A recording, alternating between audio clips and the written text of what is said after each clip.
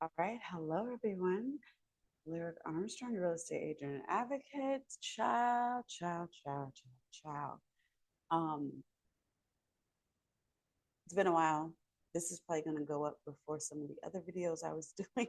so, so you're not going to hear me say this, but um, in depthly. But thank you guys for your support. Anyway, I was asleep. Well, not really asleep. I was laying down listening to YouTube and some of the things that I'm going to be reacting on later after this video drops is actually recorded prior to this video. But I was listening to some of the commentary and information relative to the Drake lawsuit with UMG or the petition thereof. And I thought, I've heard so much of it, I'd get bored enough to go to sleep. Mm-mm. Nope. As soon as I thought, okay, I'm going to go to sleep in a minute, let me just see what this is about. I got wind of Jay-Z being named in a lawsuit relating to P. Diddy. So you saw what the caption is, you see what the cover is. This is a side note. So we're not real estate specific, but we're legal derived and just whatever commentary I want. So these are the side notes relative to the channel's normal page content. But interesting enough, we have come to this day. And I just wonder, does Pierce Piers Morgan have his his apology ready for Jaguar, right? And if you were in the 90s hip hop scene on any level or entertainment period, it's not hip hop, it's entertainment. If you were in part of 1990s timeline to the early 2000s and you had your ear to the street, to the ground at some point, some level, you probably heard Jaguar right and was like, yeah, yeah, well, I don't know, but yeah, I had heard that back then because we heard so much. We heard so much about Aaliyah that really didn't resonate or surface or really implicate some of the situations she was in until after her untimely death. So for the millennials or those, recent age, you may say, how could this go on? How could this be? A lot of times it's because there's no proof, or the proof is hard to come by, or the industry that you're trying, or the injustice you're trying to speak up against has such a strong backing, your voice is drowned out. So it is unfortunate that it's taken this long to come to some understanding, but we are here now. So wanted to share this with you. Let's get like a very short recap because, like I said, I think everybody in my house is asleep with me. I got all the way woken up based on this. Jay Z, I don't know anyone with sound mind that have thought that Jay Z, by some nature, was a choir boy, right? He did not present himself as one. And so, therefore, one should have never considered that to be the case. Um, but his past is catching up to him in some regard. When R. Kelly had his case, it was noted that questions are like, well, wait a minute, how's R. Kelly going down and Jay is not? And now Diddy has his case. And so, well, Jay is officially in the lawsuit now. Um, if you have knowledge of Jay Z's history, he was a dope dealer prior to getting a professional record deal. And um, it's alleged that well, I don't know if it's alleged, but I just don't know if it's true. He may have said it was true or not, I don't know, but it's alleged that he had a very abusive, visceral, and physical response, including a firearm with his brother or against his brother due to some of his product being stolen, right? So there are no issues that he was a saint or a choir boy come out. But as I always say, one part of a person is just a part. People are multifaceted. They have different sides, different parts of life. And if you live long enough, I hope you have some evolution to yourself, regardless of where you come from. So as you see him now as a father, mogul, husband, these are other attributes that he holds in high regard and is, placed out in our faces a little more, as that's who he is to his core. And that could very well be the case for right now. But we're not talking about that man. We're talking about the man from the 90s and the early 2000s. And so that man, young man, um, has a history. If his history is legally disturbing, then that's a problem. And these are allegations, as it were. Right now, we're only talking about allegations because nothing has been found to be fact in the court of law just yet, but we are now going to the court of law to find out.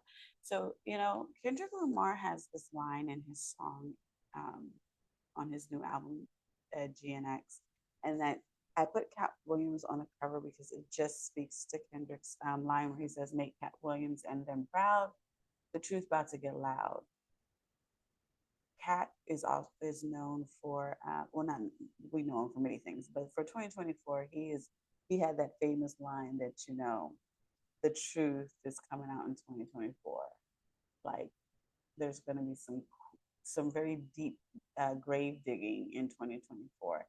And for the most part, we were all probably like, wow, Cat is funny and he's really telling the scoop on comedians and he's really giving some inside scoop to Hollywood and, all the allegations, conspiracies, and so forth. But boy, did we think we were going to get a Drake and Kendrick Lamar battle in 2024. And did we think that that was going to unveil, or at least not even unveil, because these allegations were out there already about Jake, that highlight and magnify such allegations to this level? Do we think this? I mean, Kat, do you have a crystal ball? Can you give me the lottery numbers for Friday? I just need those, okay? Or Tuesday, whatever. Just tell me when the big super lotto is in California and shoot me those numbers, and I'm gonna just go run and get that ticket. I think Kat was something totally with a crystal ball and being prolific in a way that I didn't imagine. But now that things are being unmasked or brought to the forefront or help reminding us, for some of us, a very hard time in our lives, we are here because, let's see, I think it's Make It Make Sense. Yeah, Make It Make Sense. So go ahead and go to Make It Make Sense's page, and yeah, make sure, oh, I didn't know I wasn't subscribed. Sorry. Subscribe and make sure you give him a thumbs up. He is going to help us in this new world we live in of everybody got a lawsuit, but this one just might be important. All right, let's see what's going on. What's up, everybody? It's Make It Make Sense, and you guys saw the title. Jay-Z is now being accused of... Sorry, you guys know I listen to things on speed, so let me on in the high tempo, not speed. But anyway, of being the second assailant in this lawsuit involving the 13-year-old girl. Because we're about to go over some stuff that includes a child, we're not going to do a intro, but we're going to get right into it. Oh, wow. And so here's another thing. So let me, I don't know, something's going on with that. But here's another thing I said in that video, maybe you'll see it, maybe you won't. It's so many other videos that just may or may not come out. But anyway, every state has an age of majority, and not every state has the same age of majority. So in consent, right? There are a lot of states that will say the age of 17 is the age of majority for consent. And there are a lot of states that say 18. So those are like the two age ranges. I think there might be one that's 16. I don't know if it's also Canada is 16, but anyway, 16 is on a border, and there may be like a handful of states that consider that consensual age. So, but there's not a state that considers 13 consensual. 13, I don't know 13 to be consensual in any state. I do know, depending on what century you're talking about, maybe the 1800s and 19th century, you may have had it where the age of 13 was of age because you had people marrying really young, 13, 14, 15 years old. So that may have been the case. But as far as current day, modern times of 2024 and the 2000s, for which this time is alleged in 1990s to the 2000s, age of majority has never been 13 years of age, especially in the state of New York. So that's what we're getting ready to talk about here. So trigger warnings, take care of self first. So don't worry about other people, so much so that you're doing it at the expense of yourself. So if this is a trigger for you, please don't watch it. I don't need the views that much, okay? Take care of yourself first. And this is really a reminder that no person is to be worshipped. No person. We need to stop looking at famous people or well recognizable people as the celebrity that is our savior. That doesn't happen. As much as I even love Kendrick Lamar's albums and his music, and I'm even coming to know even more music, I wouldn't consider him a savior. Obviously, he's bringing a great deal to hip hop, and I appreciate that. But I'm saying on a personal level because I don't know the man, right? And it's not fair to put that upon him, nor should any one of us look at another person that way, even if they were a pastor. See what's going on down that road too. Diddy seems to be in those sectors too, right? So always know to let God be God and let people be people. People are flawed. Know who they are and love the ones you love, of course, but don't look at someone you don't know and put them in a higher pedestal than necessary. Because everybody can get it, especially in 2024. Right now, it's just it's so crazy. We're ending 24, going into 25, and we're gonna have a lot of this speaking truth to power, truth about to get loud. Yeah, it's getting loud. We'll Real start loud. off with the actual news, and then we're going to read the new complaint because she filed an amended complaint that now includes Jay-Z. So this is breaking news, guys. Definitely hit that like button. And if you're new to the channel, please subscribe. Hit the like button and go check out Make It Make Sense too. So it says Jay-Z accused in a civil lawsuit of R-wording a 13-year-old girl in 2000 along with Sean Diddy Combs. Now, before we get into anything, guys, have in the back of your mind, somebody just sued Tony Busby, the attorney. I'm sorry. This is why what Adam Schultz said in response to Kendrick Lamar's rap line on one song out of 12 on his album was so disrespectful and rude. And it's like, R-ing someone is never funny. It's never cool. And this is why it matters that we say that out loud. Because anyone who gaslights us and it's like, oh, it's funny. Oh, it's a joke. Oh, it's just whatever. No, it happens. And you make a 13-year-old think it's normal when you turn it into a joke. That's why you're the joke, Adam, and anyone who thinks like him. For this particular victim, a performance that truly matters. The person was a superstar who felt like Tony Busby was trying to extort them for money. Now, Tony Busby has come out and said, basically, F you, I'm putting you in the new lawsuit. So keep that in the back of your mind as we're going through this. We have now allegedly, let me put my banner up, unmasked in my opinion, So this is all alleged because I wasn't there. As much as I was there for, I didn't see this. I wasn't there, so I don't know nothing about it. Jay-Z is the person that is suing Tony Busby for putting them in this lawsuit. But you guys can put in the comments if you feel now that we're reading this that Jay-Z is the person. Because initially I thought it was Kevin Hart, but this makes a lot of sense. And so I think he thinks this because he's probably younger than I am. And the time reference is important. You have to, if you weren't around 1990, look up 1990, 2000. Look at look at things like the Source magazine and other hip hop magazines, and you in R&B magazines, and you'll get a feel for what time capsule we're speaking of when it comes to hip hop, not just musically, but um, who were the main players of hip hop during that time. Um, this gentleman here that we're looking at here, I think he's 50, right? Jay-Z is like what, 50 now, something, 50 something or whatever. He was in his 30s. So I mean, he's always been older in the crew, but um, he wasn't 50 something. Right? He was a younger man. And yes, so we're going to get into all that, but let's start When here. he met Beyonce, he was a younger Jay-Z man. accused in a civil lawsuit of R-wording a 13-year-old girl in 2000 along with Sean Diddy Combs. Jay-Z, the star rapper and entrepreneur whose real name is Sean Carter, was accused in a lawsuit Sunday of R-wording a 13-year-old girl in 2000, allegedly along with Sean Diddy Combs. The anonymous accuser, identified as Jane Doe, said the assault happened after she was driven to an MTV Video Music Awards after party.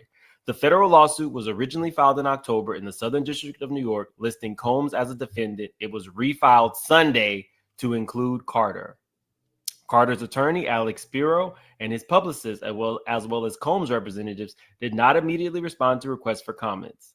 Texas-based attorney Tony Busby, who filed the suit, did not comment. Busby has filed several suits in recent months. All have withheld their complainants' names, accusing Combs of assault and our R-word. This is the first. I'm surprised that Jay-Z's attorney wasn't prepared with a comment because this is not the first conversation about this. When it comes down to legal matters, you, as the complainant or the first petitioner, the person that's pushing the first part of the case that you're suing or plan to sue on, you typically contact the other side, especially the other side of this magnitude. You wouldn't just file, and I don't think Bugsby is would do that either. I think he has the same mindset. That you wouldn't just go out and file. You would contact the other side to see if you can settle immediately. Do whatever is necessary to keep it from being a thing in the news. One, because it makes your life easier as the attorney, because atypically someone of that magnitude wants to settle outright, especially in this concern. However,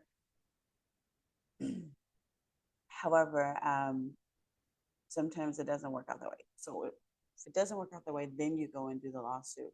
So it's weird to me that Alex Spiro doesn't have a prepared response, and I think it's not well that they don't, because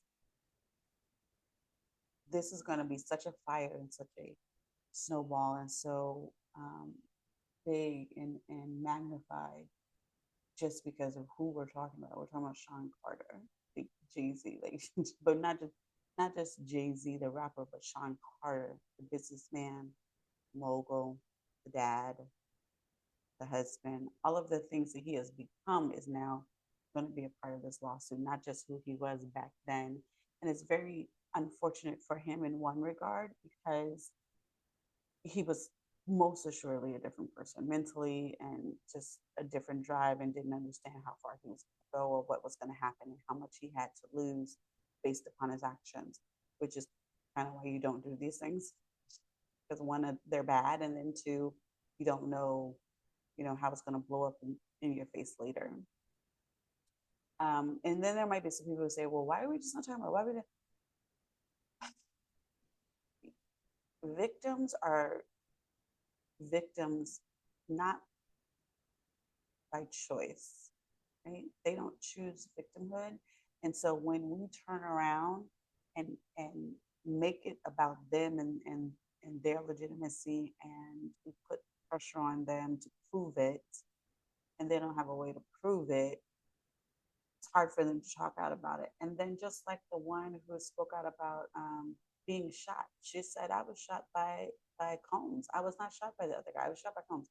She has always said that from day one. She always pointed out her accuser, spoke to the fact that was, I mean, her accuser, point out the person she accused of causing her bodily harm, spoke out against it publicly. No one took her up on it, including the police, including, like, at the end of the day, Diddy never went to trial. He wasn't found guilty for that. The other guy did the time. So it's hard. It, and this is another thing about the youth that I try to get. I want you guys to kind of understand. I might be preachy about it, but so many people came before you and shed so much in order for you to have the right to freedom of speech, freedom to vote, freedom, to exist, to, drive while black, walk while black, whatever have you. And I don't know the nationality of the person, the alleged 13-year-old, but my point is sacrifices are made. Every generation is making a sacrifice to the next generation. So it's very important that the next generation respects the previous generations, as well as learns from the mistakes, as well as accepts the blessings from them, the inheritance from them. And so the freedom that you may have now, or the backing that you have now, when you go to report an essay, or you go to speak out against an injustice, that was not the case all the time. And in the 1990s, it wasn't that easy. People were bought off. First suit in which he has named another high-profile defendant. So I gotta go to bed. So, guys, I pulled the new. Oh, you guys are saying you assumed it was Jay-Z this whole time. What's up, Shaw? So he's speaking to his chat. This is probably the steel pics. This is his live. Jaguar did say Jay-Z was part of the problem. She did. Loudly. Jay-Z plotted with Diddy and sold his soul. Damn. He doubled down on that. She was 10 toes in on that. Hibiscus Rose says Tony Busby is not a punk. Guys, we got 1,500 in the chat. Again, this is breaking news. I guess you won't see this anywhere yet on YouTube. So definitely hit that like button. If you're new to the channel, subscribe. Again, thank you guys. We hit 200,000 subscribers. We are now close to 200,100. So no, 200,400 or something like that. So definitely hit that like button. I, of course, if you're new to the channel, I will pull the court documents, and today is no different. Let's get right into them. I think this one is it. Okay, so cut it.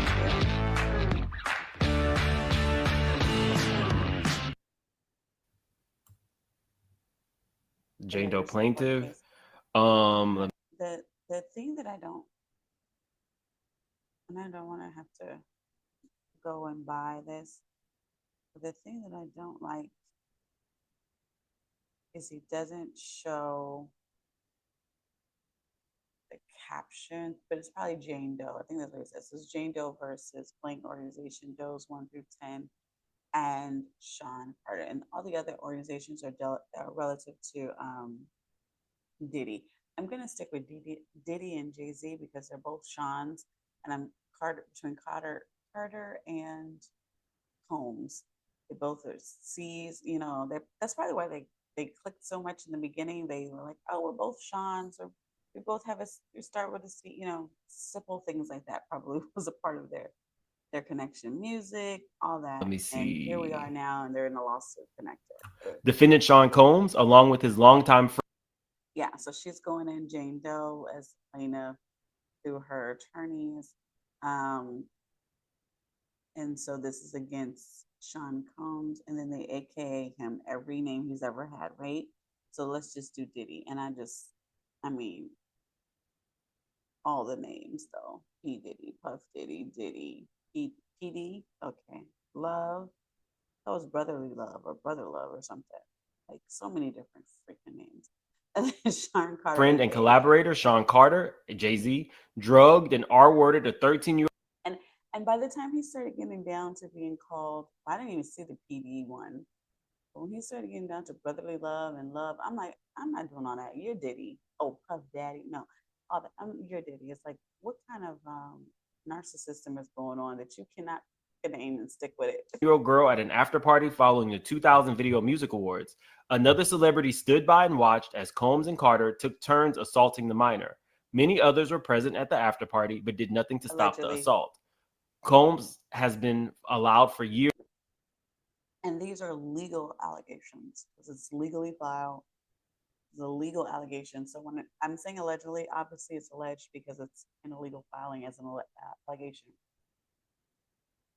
Um, Typically in colloquialism and in our vernacular, we say allegedly just to say it because we don't want to get lawsuits against us. But this is an actual allegation, okay?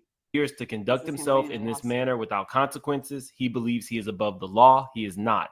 His close friend Sean Carter has been with Combs during many such instances described herein. Both perpetrators and must face justice. For decades, defendant Combs abused, M-worded, R-worded, assaulted, threatened, and coerced women, minors, and others for sexual gratification to assert dominance and to conceal his abhorrent conduct. He accomplished these acts by and through a criminal enterprise built on his success as a rapper, record producer, and record executive. Combs is one of the wealthiest musical artists in the world. Behind the facade of being a 3-time Grammy Award winner, discovering and developing multiple famous musical artists, and ranking on Forbes' list of highest paid entertainers in the world, there existed something sinister. A dark underbelly of crime, sex, trafficking, forced labor, kidnapping, bribery, and prostitution. Combs is a menace to society, women, and children. While his wealth has kept him above consequences. Do you remember when Superhead came out with her book, Video Vixen? And the industry, like, people just tried to, like, so, like, oh, you were basically, for hire. You were basically whatever. And they disregarded her and discounted her so much. And was like, oh, get over it. Oh, whatever. It's whatever. And she never came out and said, oh, I'm a victim of this. She was just like, this is the truth of what goes on behind the scenes. And so many people made excuses and demeaned her for chosen profession or whatever they assumed it was. She was one of the first ones that I remember that spoke out about Carter. She was one of the first ones. And then, Jagger Wright, of course, has probably been much louder than we've heard ever. But that's mostly because we have social media in a way now that we haven't had before. We depended upon a journalist to care enough about the story to go and write up an article or to do an interview. That's not necessary now. We have YouTubers that are able to, pull things and talk, or you can just get on your own channel and just express, much as Madam Wright has. So it just takes things back. I just want you to kind of go back in time as much as you possibly can. Maybe you're not old enough to go back in time. Maybe you're not in the States at all and you don't even know what we're talking about. But these are some of the like whistles that have been blown and people just ignored. From going to the cops, there's someone who reported, I think it was in Nevada. I know people went to the cops against P. Diddy in New York, and they were, for whatever reason, he wasn't charged. The allegation is that they were paid off, and I know that Video Vixen came out with a book and did a book tour about it, and people just disregarded her word and demeaned her credibility so much just because of her honesty about who she was and what happened. Check it out. Go back and check that out. Because now it's like, you were told. For years, Combs now faces the awesome power of the American judicial system and ultimately a jury of his peers who will be asked to punish him for his deplorable conduct. So let's get into Members and associates of Combs business engaged in and or attempted to engage in, among other activities, sex trafficking, forced labor, interstate transportation for the purposes of prostitution, coercion, and enticement to engage in legally, these are just prostitution, the narcotic allegations. You offenses, kidnapping, can see, arson, bribery, make and it make obstruction of sense. justice. I'm not gonna lie, y'all. Seeing Jay-Z's name, I'm not surprised, No. but I did not expect it this soon. I'm not surprised, but I did not Yeah. expect it Oh, this soon. Yeah. True. Like, ditto. Me too. Like, it's the Diddy lawsuit is so brand new right now, like brand new. And I say the lawsuit, there's like a million, right? But the aspect of this coming out for Diddy is new. Think about how long it was with R. Kelly. Like, there was a whole Netflix series, part 1 and 2, maybe, before there was like really legal um, developments going. This lawsuit here is just going so much faster. And it gives the impression that, or not this lawsuit, this set of events, because some of them are lawsuits, some of them are criminal cases. So, and I'm considering lawsuit in terms of civil litigation. These things are going faster, collectively faster. Seems like things are coming out faster. The videotape was of the Cassie hallway incident kind of propelled a lot of things. But just think, it was months before he was even arrested or his homes were raided. Like, so much has happened very quickly right now compared to when it first made a discussion. But it's almost as if Diddy could go back in time. Would he just have paid that $30 million to Cassie? Like, hubris nature, egos really can destroy a person's thinking. But it's kind of like, thank God it does, because obviously you want monsters to be stopped. Nevertheless, it's as if the work had been done. Like, it's almost as if the work was being done so much. Like, I'm becoming a bubbling idiot, but what I'm trying to state is as if when they went after Kamora's Simpson, her ex-husband Russell, when they went after Russell Simmons, it was as if they had started working on everyone the branches that way, and Diddy was just on the list. Diddy was just there. Jay-Z was just there, and now they have evidence for it, and they're just moving so quickly. So I didn't think Jay-Z's name would come up this quickly. I thought we'd be in more discovery time. That Jay-Z's discovery time relative to P. Diddy's cases, that Jay-Z's name would come up, because then it would be the actual tapes would be into play, the actual transcripts would be into play, and now we have some real evidence towards Jay-Z. But clearly, they have this evidence, and then they're sharing, they're cooperating one to another.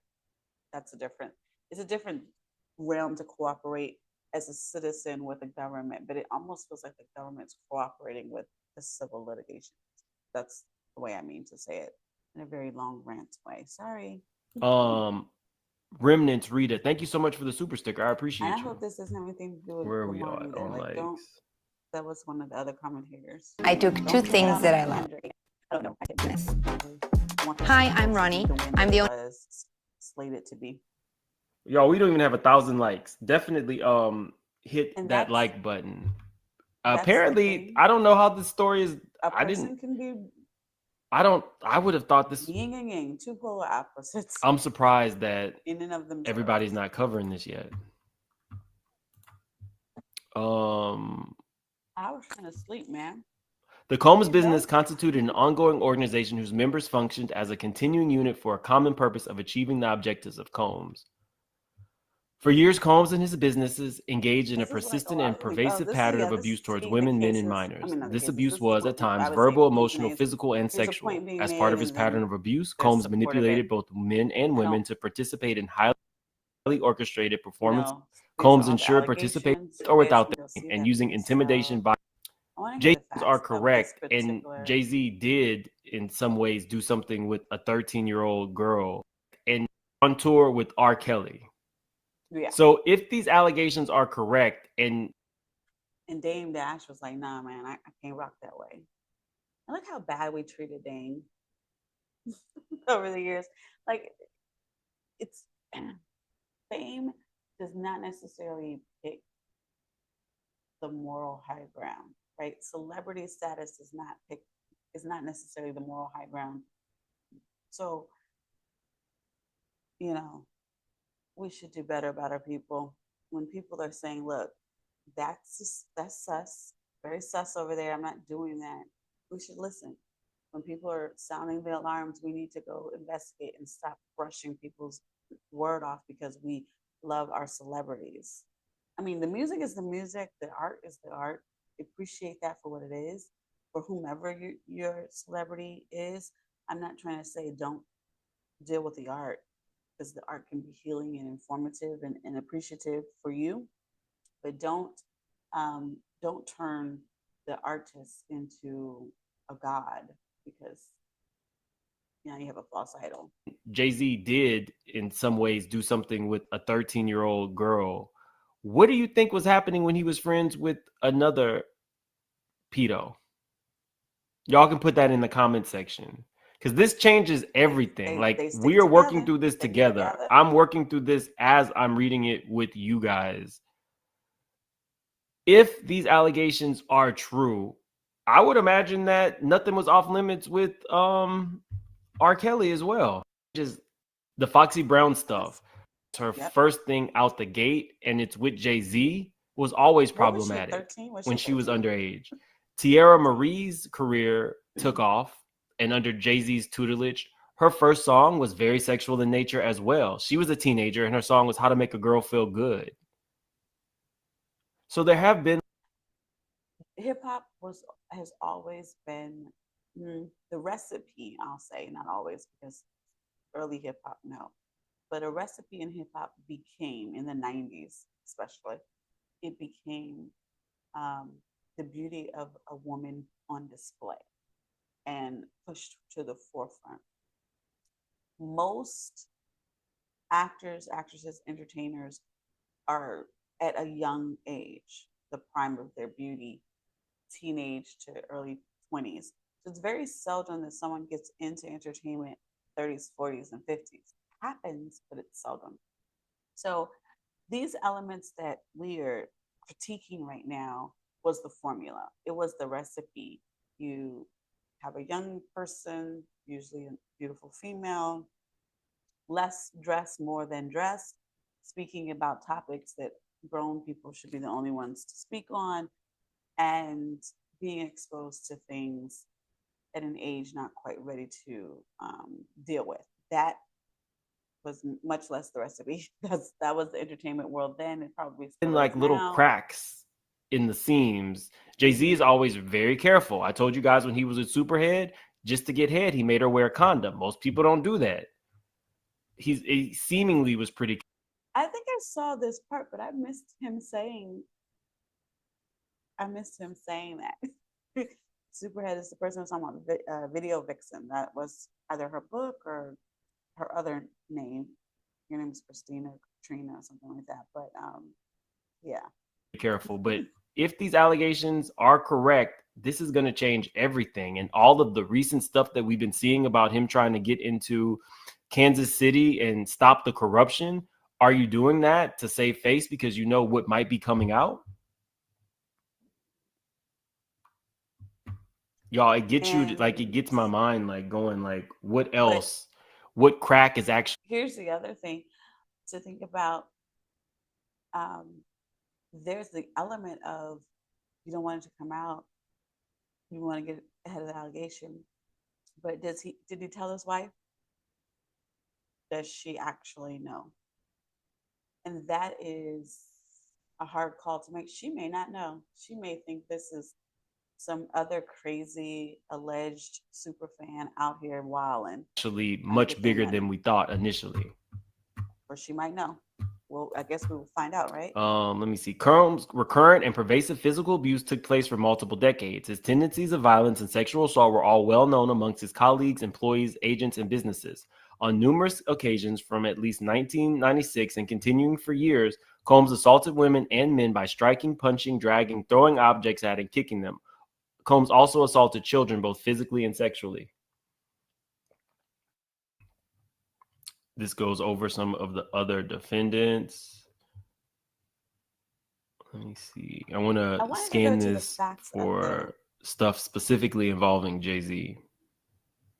Guys, we have over 3,300 in the chat. Definitely hit that like button. If you're new to the channel, please subscribe. Let me see. The allegation was specific to in September 2024, a federal grand jury in Manhattan indicted Combs and charged him with sex trafficking, racketeering, and the creation of a criminal enterprise in which he abused, threatened, and coerced women and others around him to fulfill his sexual desires, protect his reputation, and conceal his conduct. The indictment explains that Combs' abuse of women and minors was enabled and conspired by with the employees, resources, and influence of the multifaceted business empire that he led and controlled, creating a criminal enterprise whose members and associates engaged in and attempted to engage in, amongst other things, sex trafficking, forced labor, kidnapping, arson, bribery, and obstruction of justice. How do you make the best belt in the world better? I'm glad you asked. You make it out of real cow. Introducing the Groove Belt Max. Let me see.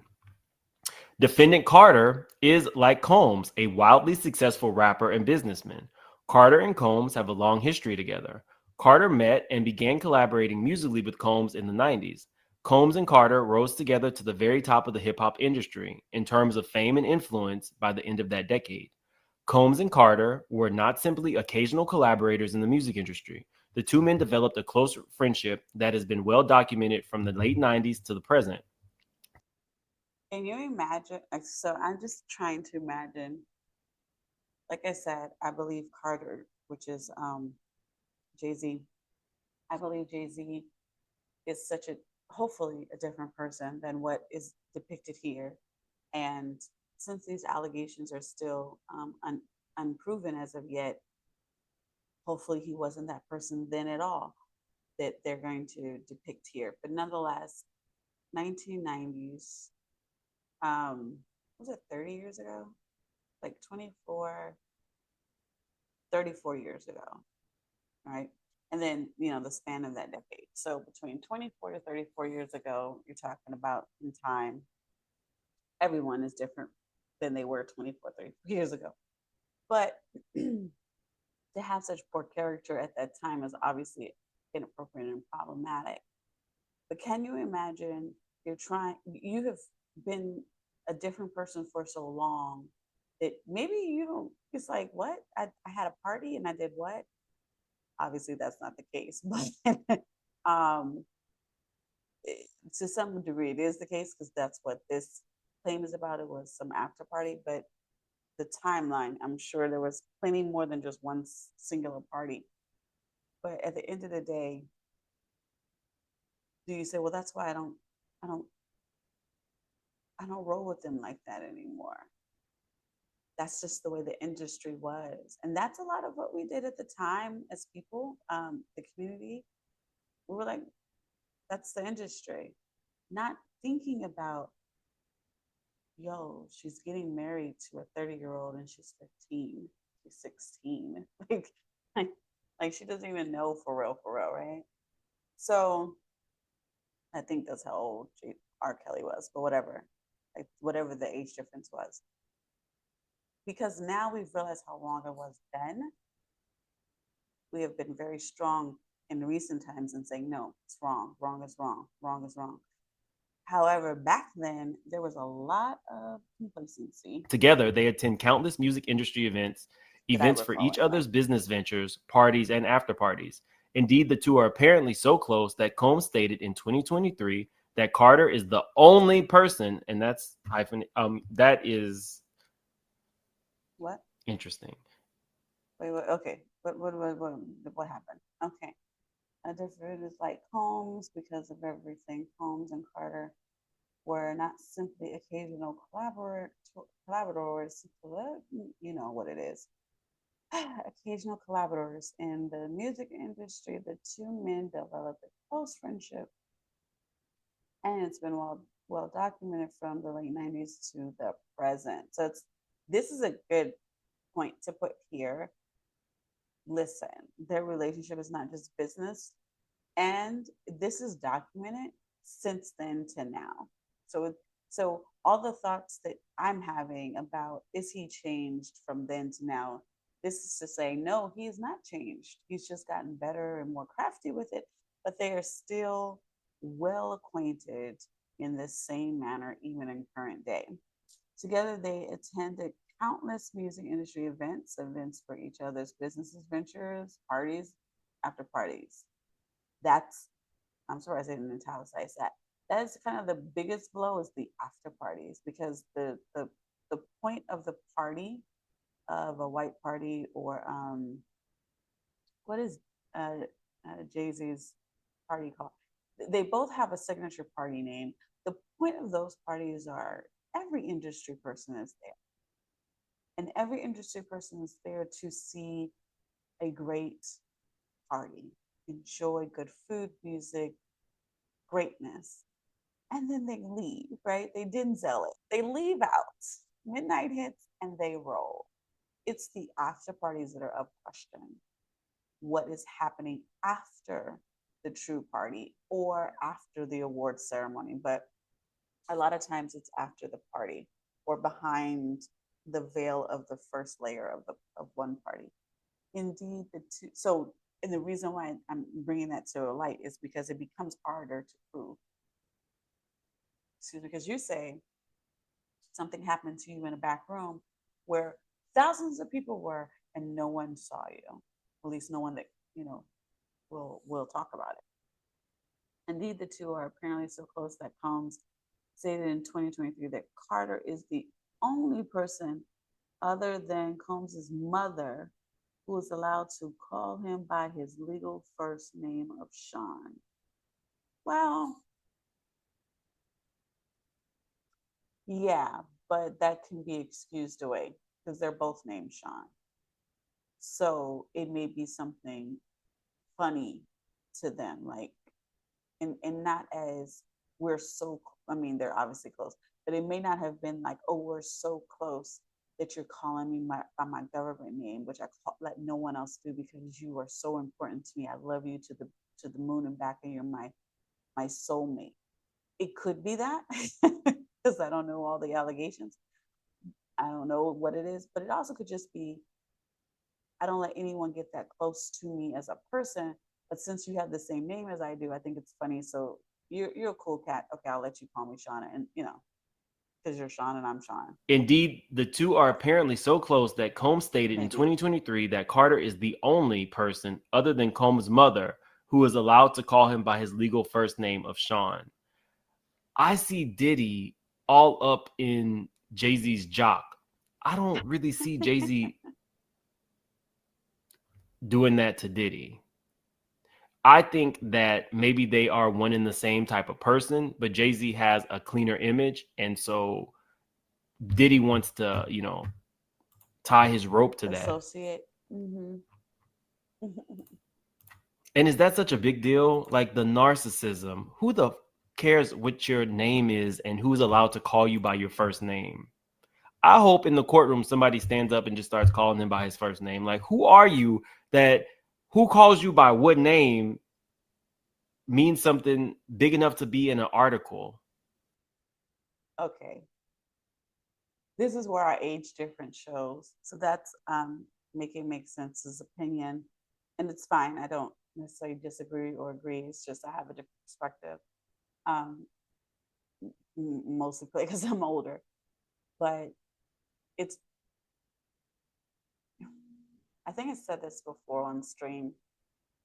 When you are with an adversary and you can curse them out using foul language, or you can be intellectual and use, artful way of demeaning them without cursing them out. But one of the things that is the most effective way to get underneath someone's skin is to show them respect while you're still disrespecting them. And the biggest artful way of doing that is the way you address them. If you address them by their first name, you give them familiarity. So you put the two of you on the same level, and it doesn't land as good as if you call someone Mr. last name, Miss last name. When you put them as if you respect them in a high regard, but yet you're undermining every bit of them. You're chipping at the core of their being. It's harder for them to accept. It cuts so much differently. And so the example I gave to that was Amber Heard and Camille Vasquez, right? Miss Vasquez kept addressing Amber Heard as Miss Heard in the exchange. And as she did so, she wasn't condescending by tone, but she questioned the veracity of Miss Heard's accounts, her reasonable analyses, and her character. And, she just really just ninjaed her in a legal way by also calling her Miss Heard. And doing that is like, it's just a different cut. It's a deeper cut than calling her Amber. Amber is her name. But at the same time, when you're not close to someone, you kind of don't just get to call them just anything. You call them by the name they will respond to, right? If my kids call me by my first name, I'm not going to respond to them because that's, I'm mom, I'm mommy. I'm not, lyric to them. So that's a way of, that's the way I would do it. But I think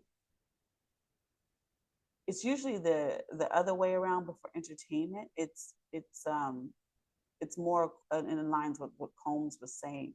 Like, most people are going to call you by your stage name, like not Sister, what's your name? Money Long. You're not going to call her, I think her name is Patrice or Patricia. You're not going to call her that, even though she's worked in the industry as that. Under most circumstances, you're going to call her Money Long. I'm sorry, there is a Money Love. I keep getting her mixed up with that. Money Long. You are not going to call her by her government name because she goes by her industry name. She may not be disturbed if you do. I don't know. She may take it just fine. However, it's also a way of entertainment artists having a personal relationship with people that are in their lives and showing them that they are very much connected. And because you're surrounded by so many people, when you get to a certain level, you're surrounded by so many people that you don't know how many of them are really friends. So your friends will be able to call you by your nickname or a special name or sometimes your government name. I think it's more along the lines of that. But, I get his points like, why does it make an article? Why is it newsworthy? Well, someone liked it enough. They wrote about it. It wasn't his and your mama, who you else allegedly slapped. I don't know. This is so deep, y'all. So we must. In 2000, near the height of their fame, power, and influence, Combs and Carter attended the 2000 Video Music Awards in New York City. Afterwards, Combs hosted an after party for many of the most famous celebrities in the music and entertainment industries, including Carter, which is where the events alleged in this complaint. Mm-hmm. I want to see. I want to see specifically the Jay-Z parts.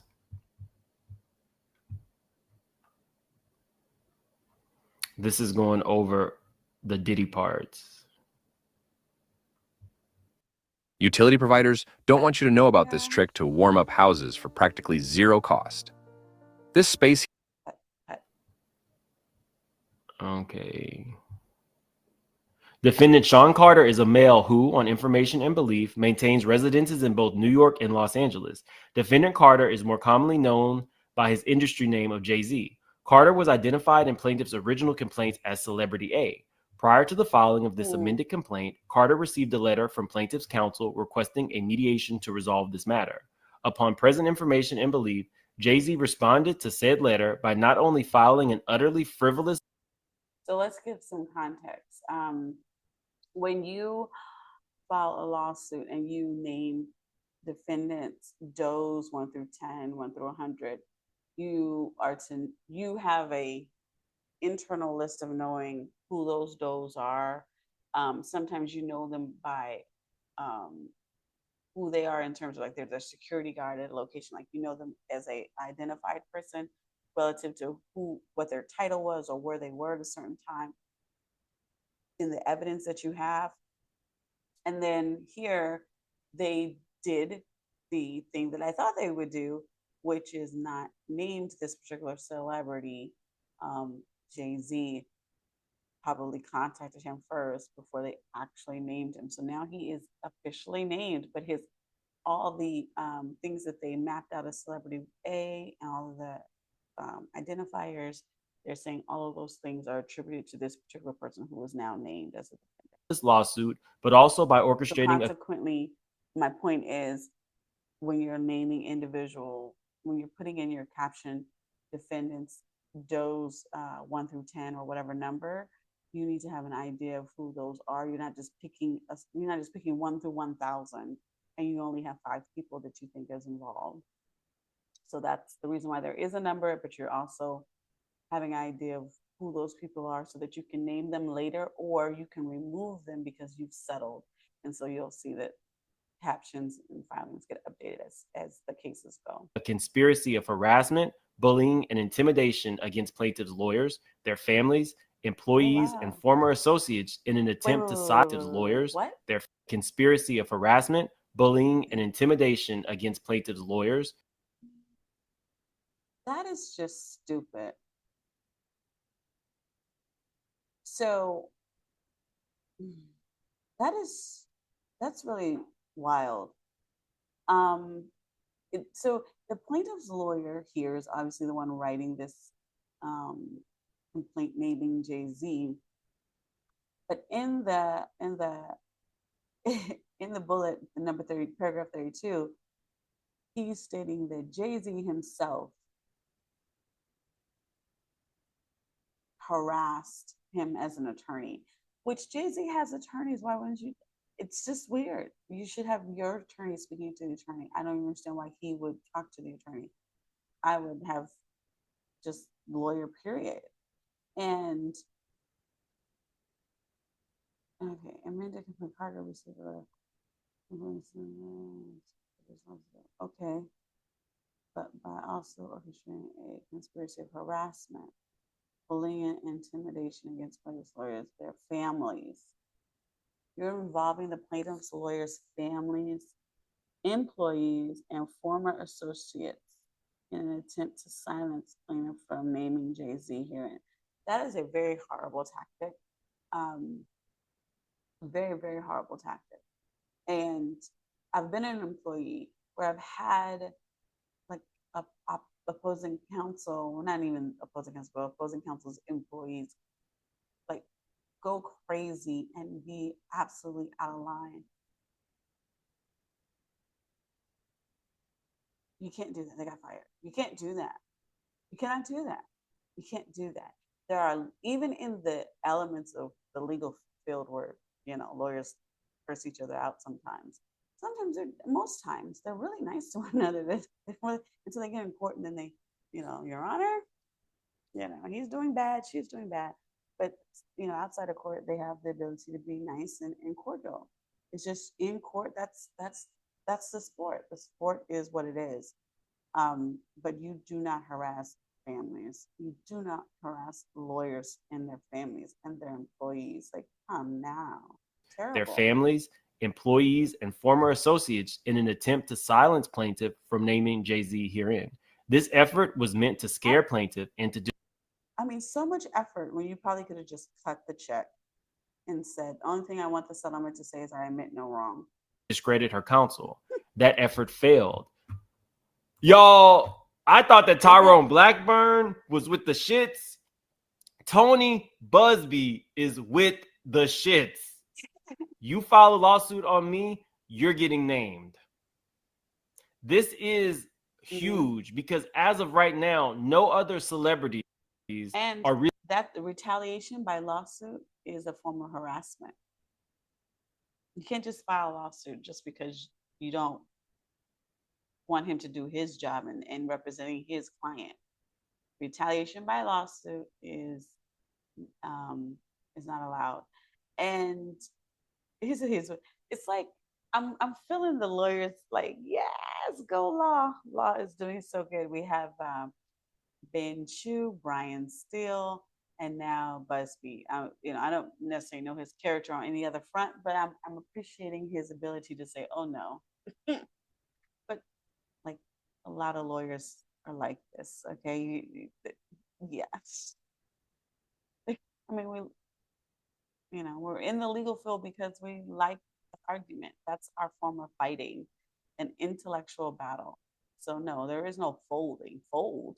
Like a lot of lawyers have gambling problems because it's the to say when, to fold, to stop, to not. Yeah, is huge because as of right now, no allegedly. other That's kind of celebrities disparaging. are really Maybe being not taken every. down. Like the You know, court of public some. opinion is talking about Meek and shit like that, but nobody else this at this level is really being named. Everybody has been extremely quiet.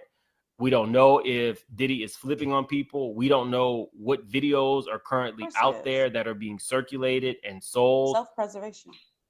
Jay-Z being named in this lawsuit Human changes the game. And it's going to signal to all of the other celebrities who got demand letters, like you will be named in this. Yeah, it's hecka weird. So weird to me that that he got the ability to. It's the same thing with Sean with P Diddy. You could have just settled Cassie's case for really not that much money. 30 million is not that much money to him. Oh gosh. Could have just settled it, but no. And so here we are. But I mean, we were going to be here anyway. But anyway, here we are. And Through this together. I'm working through this as I'm reading it with you get. That's what you get. the Foxy Brown song under cracks if in I the can scene. find the spot, I must have been Tutelage. Her first tour with. So there have been like little cracks. It's engaged in and attempted to engage in, amongst other things, sex trafficking, forced labor, kidnapping, arson, bribery, and obstruction of justice. I don't see it. There's a part, so I guess judicial system and ultimately a jury of his peers who will be asked to punish him for his deplorable conduct. Yeah, when you look on your own, you'll probably be able to see it. But the facts of the case, as I remember, filing an utterly frivolous lawsuit, but also was that she was somewhere out in public and one of Diddy's representatives noted her and determined that she would fit the bill as someone that he would enjoy to be with, and consequently had her sign paperwork that she didn't know what it was. Presumably, these years later, she derives that it most likely was an NDA or something to that effect, because she was instructed that she could not tell anyone the details of the party, that it was exclusive, and her participation was to not be shared.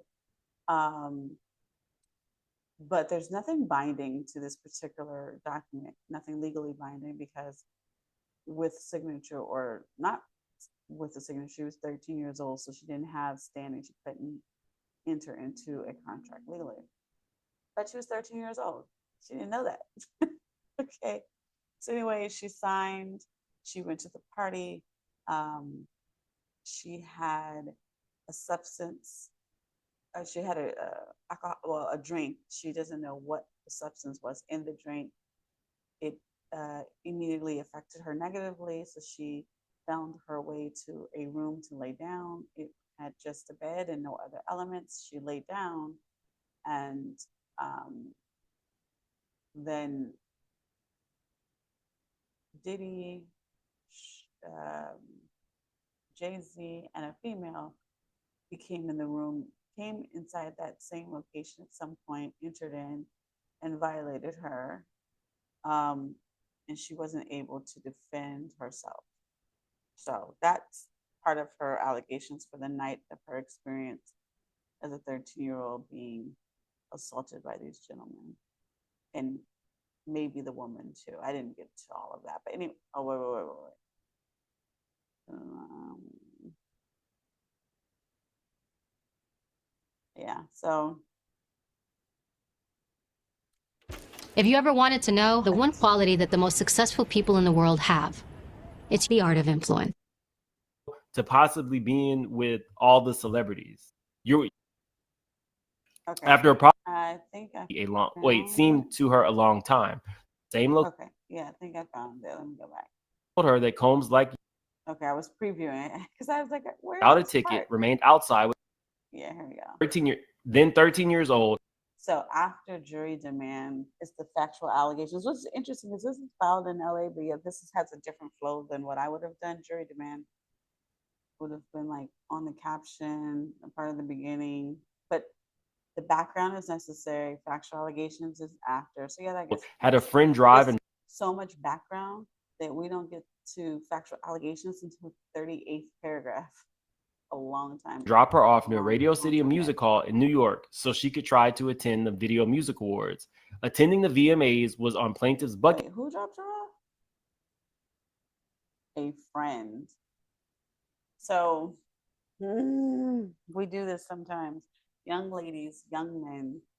I know if it feels like moms and dads are just so unruly, but think about the fact that your mother and father probably lived through some things. Okay. And they probably were in some of the experiences that they don't want you to have because they're negatively affected by them, or they had to overcome them, or they were 13 trying to go to a VMA Awards and had a friend drop them off versus their parents knowing exactly where they were. I'm just saying this could very well be the case. But if you say you're going over to a friend's house to spend the night, go over to the friend's house. Be where you're supposed to be. Don't be slick with it, okay? It's too much going on in these streets for you to be going out unsafe and unsupervised. Bucket list, and she believed she could gain entry. Plaintiff arrived at the venue and saw large crowds gathering as artists and entertainers began arriving. Plaintiff was very excited. As the event began, much of the crowd moved in. That's such a an older person statement. The VMAs was on plaintiff's bucket list. She was 13. She didn't have a bucket list. Bucket lists are for people that are old. Inside, but plaintiff, without a ticket, remained outside with others and watched the VMAs on a jumbotron. Determined to get into the VMAs or an after party, she approached several limousine drivers parked nearby and attempted to talk her way into. Okay, so see, I was wrong. She approached them. I thought they approached her. So she approached them. She knew the lick. She knew the get in. She had to get down. She said, I know exactly how to get in. Let me approach the people of the people, right? Let me get the driver. Talk her way into either. One of the limousine drivers she spoke to claimed to work for defendant Combs. The driver told her that Combs liked younger girls and said that she would. Yeah, he knew. The driver knew. Everybody and said knew. She fit what Diddy was looking for. And while not allowing her into the awards, the driver invited her to an after party.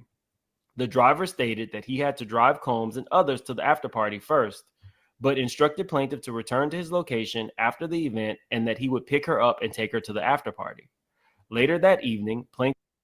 She had such of her life on the line right there, because that could have been completely bogus. And the driver could have done other things to her. She could be unalived based upon that type of action.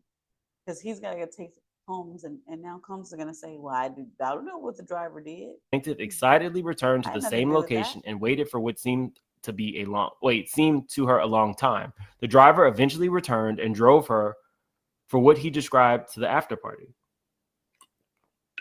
After approximately And if he can prove our after parties, you had to be 20, you had to be age of 18 and older to attend our after parties. So that was our rules, that was our policies.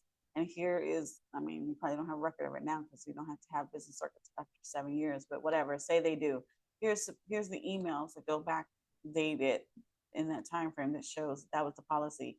The driver was well known, was well aware that any person coming into the after party had to be the age of majority of 18 or whatever the age of majority was at that time.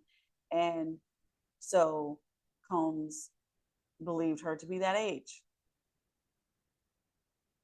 Everybody else was supposed to find out and figure out and make sure. 20 minutes, plaintiff arrived at what she believed to be a large white residence with a gated U-shaped driveway. Anyway. Once inside, two men asked plaintiff to sign a document, which plaintiff did not read, but which she now believes to have been a Not reading a document is not a defense. Her being 13 years old is, but not reading it is not a defense. You have to read it. So if you go somewhere and they have you sign any type of report, you sign up for a car, all those papers, yeah, read those terms. You have the right to read it before you sign it, because when you sign it, you're stating that you have read it and you understood it and you agree to it. So not reading a document is never a defense to a signature. It is the fact that she was underage that is a defense to the fact that she didn't have legal grounds to enter into a non-disclosure agreement. Remember, this girl was 13 years old. You go from watching the award show to possibly being with all the celebrities. Mm-hmm. Valerie, thank you for the super sticker. Goddess No Mims, people were recently saying the other celebs in the lawsuit was Leonardo DiCaprio. Is he still in the mix, or was that misinformation? DiCaprio. From what I understand, there are multiple tapes being shopped, and yeah, I'm gonna say there's those. It's my belief that no telling. Diddy surrounded himself with a lot of other celebrities, and some maybe he didn't have to coax or coerce, but some he did coerce into being a part of these things, taping them, and then having dirt on all of Hollywood. All alleged. So Diddy could actually be an asshole that nobody wants to be around. He looks like his breath stank. But if you have all of these people on tape and you're going to want to continue to... That's the element. I don't know about his breath. I mean, these are all his allegations, and he has the right to his opinion.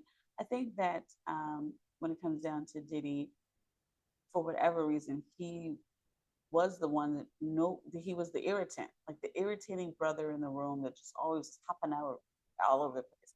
If you remember, Suge Knight is quoted for like, if you're going to producer, it's not going to be in your videos, you know, it's in the way. He was taking, shots at Diddy as being a producer who's always in the videos, hopping around, dancing. But that, that's just one aspect of the complaint. There was other parts of the complaint at the time. And now here is a part of the other part of those complaints was that his particular activities behind closed doors were problematic to the community, as well as those who may have participated willingly or unwillingly, being nice about it. I don't know if there's that many unwilling participants that weren't drugged, but whatever. For those who were unwilling, they were taking advantage of these women and men, boys and girls. He was recording it so that he could stay relevant, so that he could stay on top, so that he would always have the leverage against the next. So that is kind of like good evidence that people really weren't trying to mess with Diddy like that to a certain extent. Like, it was cool to hang for a minute, but how in depth were people with him? Because most of his actions kind of show he had to make people stay, make girlfriends stay, make wives stay. Then they finally left one way or the other. Make friends stay, make business deals stay, and do that with blackmailing and control issues and blah, blah, blah, blah, blah, according to the evidence that we've seen in public opinion so far, as my opinion. Look like you're the life of the party so that you can sell liquor. I feel like it's a circle. Now, I'm not saying, all of them had to be coerced. I'm just saying maybe everybody wasn't trying to steal an ass that day, and Diddy kind of like pressured them. Now you're on tape stealing asses, Yo. or allowing somebody to, you know, steal your ass. But we okay. So also, 1990s was a very strong time for the what we call the down low, the DL individuals. People would get married, and live a double life. A great deal of that time frame on a higher percentage. So one of the things about LGBTQ and so forth is it allowed people the ability to, or at least it gives them a place and an ability to be vocal and not live a double life, not be on the down low, because 80s and 90s people were on the down low. They were married, and then they would go and have this other life that put their health in jeopardy, and turn around and put their spouse's health in jeopardy. We had the HIV/AIDS epidemic that was really high in rotation, and not all of them were in this because of that. Like, not everyone who was diagnosed had a result of that. There were various ways they were contracting HIV. One of the ways had to deal with people being on the down low. So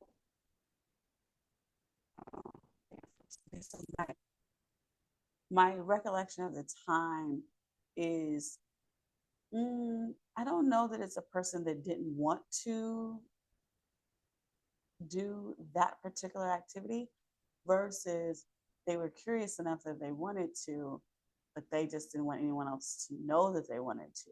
And that is how Diddy was able to exploit them.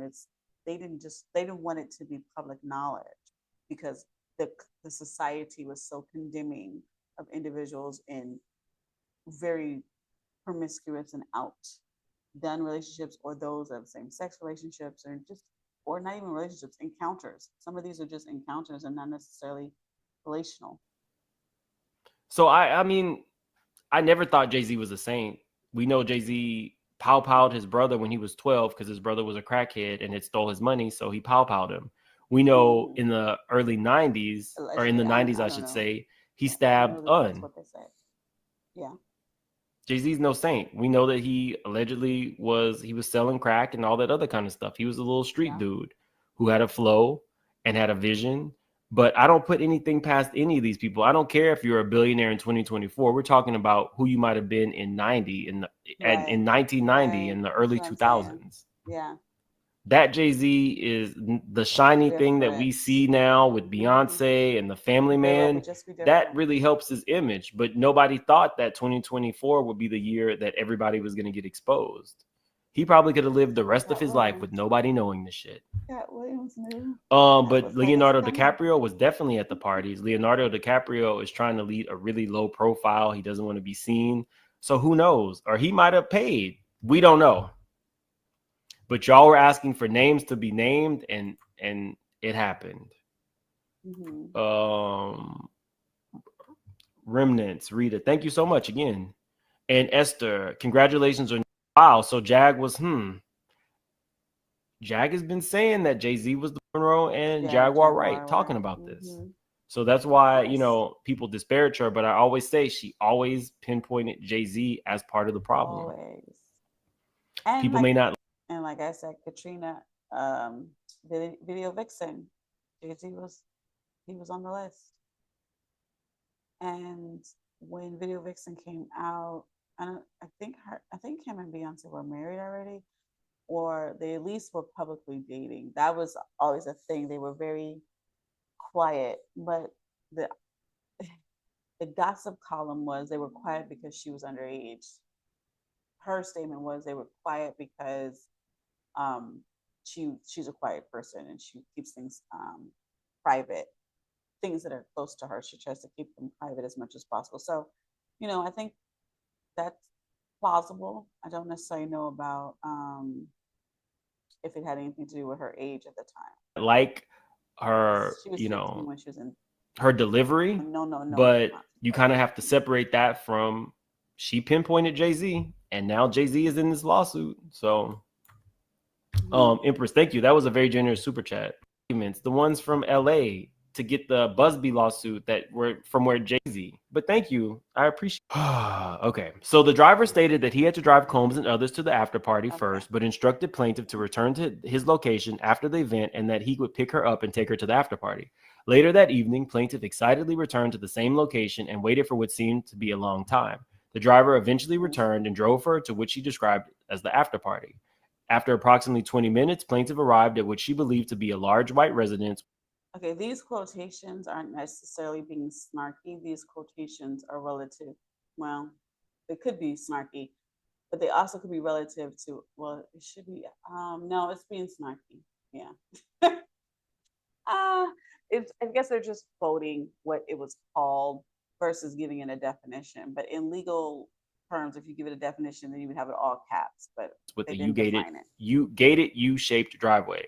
Once inside, two men asked plaintiff to sign a document, which plaintiff did not read, but which she now believes to have been a non-disclosure agreement, which is ineffective. You're 13. Yeah. You don't know what you're signing. You don't have an attorney. You don't have a guardian, and you're 13, and no one of the age of majority is there on your behalf, such as a parent, guardian, or an attorney. But you don't have to know what you're signing in the sense of that's illegitimate. If you're 35 and you didn't know what you were signing, you're not liable. No, you should have known. And if you didn't know, then you go get someone to tell you that should know. Because when you sign it, you're attesting to saying, I know what it is, I agree to what it is, and I sign in acceptance of that. So if you sign it and you're the age of majority, then you have the responsibility on yourself. If the earnest is on yourself to know if you are familiar enough to understand what you're reading. And a lot of times you will ask the person who's handing it to you, but you can take their word for it, but their interpretation, it doesn't have any fiduciary duty to you. So consequently, you can't sue them unless they're an attorney and they completely blatantly lie to you about the elements of what you're signing. But some layman person giving you a document to sign can tell you what they think it means, but that doesn't necessarily mean that they are duty bound to you to tell you the truth or to be accurate. That's why you have to get your own representation to review documents, okay? So it's not just you don't know, it's her age. She's too young. You're about to be violated. NDAs do not protect you from any of that. She was told that she could not discuss what happened at the party. She gave the men her name and signed the form, but did not receive a copy.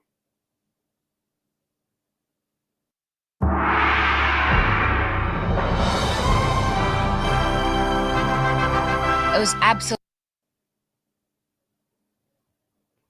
Oh, wow.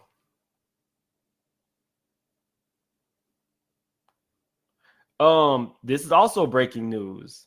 Rock Nation just deleted the following statement. So let me see if I can get this statement. Y'all, we're breaking all kinds of news today. Let me see. Oh, this is small.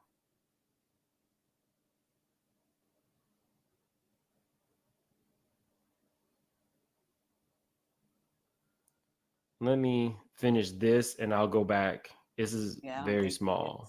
Anyway, with that. Okay. I'll go when we finish this, we'll move into the Jay-Z breaking news.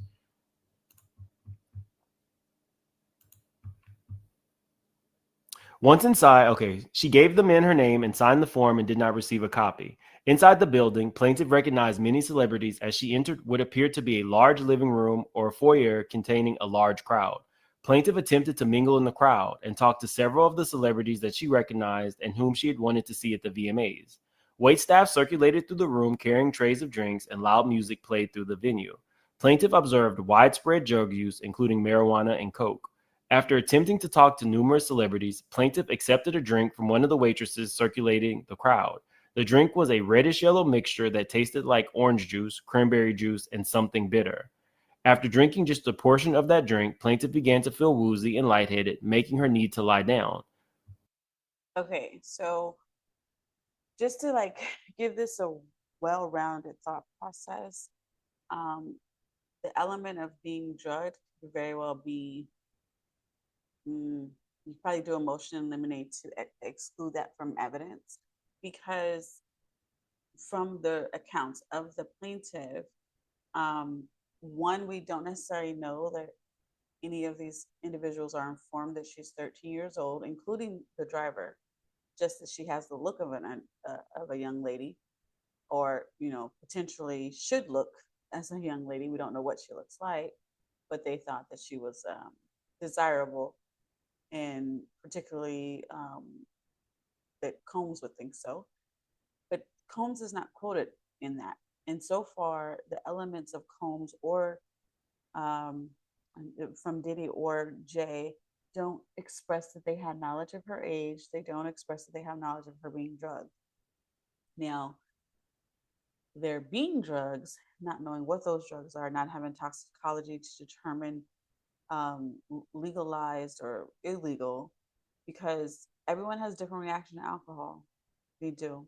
Obviously, I'm sure she would attest that as an adult, she knows alcohol now, and it was nothing to that effect because it's so such an immediate reaction that it must have been something else. But factually, on the basis of what can be proven, that is an element hard to prove, and the fact that Combs that Diddy or Jay Z had direct knowledge of that may be hard to prove too.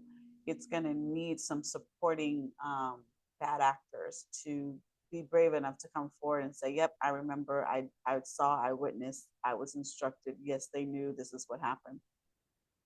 But right now, these allegations are heavy, but not really pointing directly to the ones that are named so far. But I'm sure Busby, he has a plan.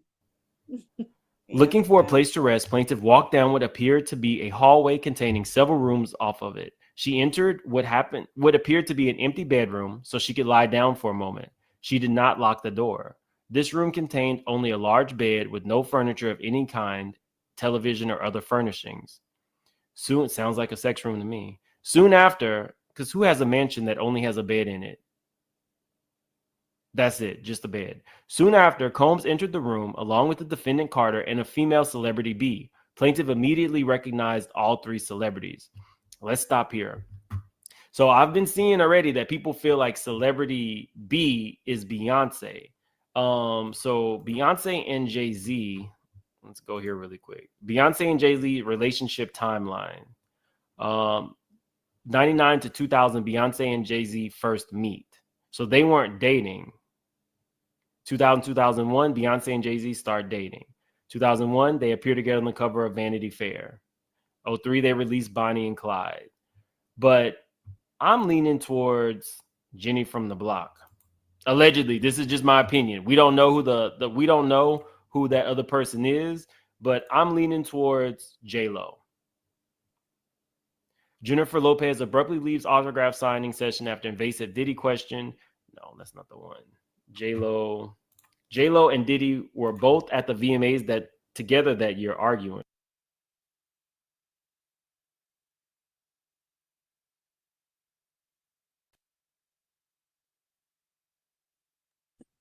Okay, so I paused to kind of look something up, and I was eating my snack, even though I shouldn't be eating this late. Anyway, so Diddy and J-Lo dated from 1999 to 2001.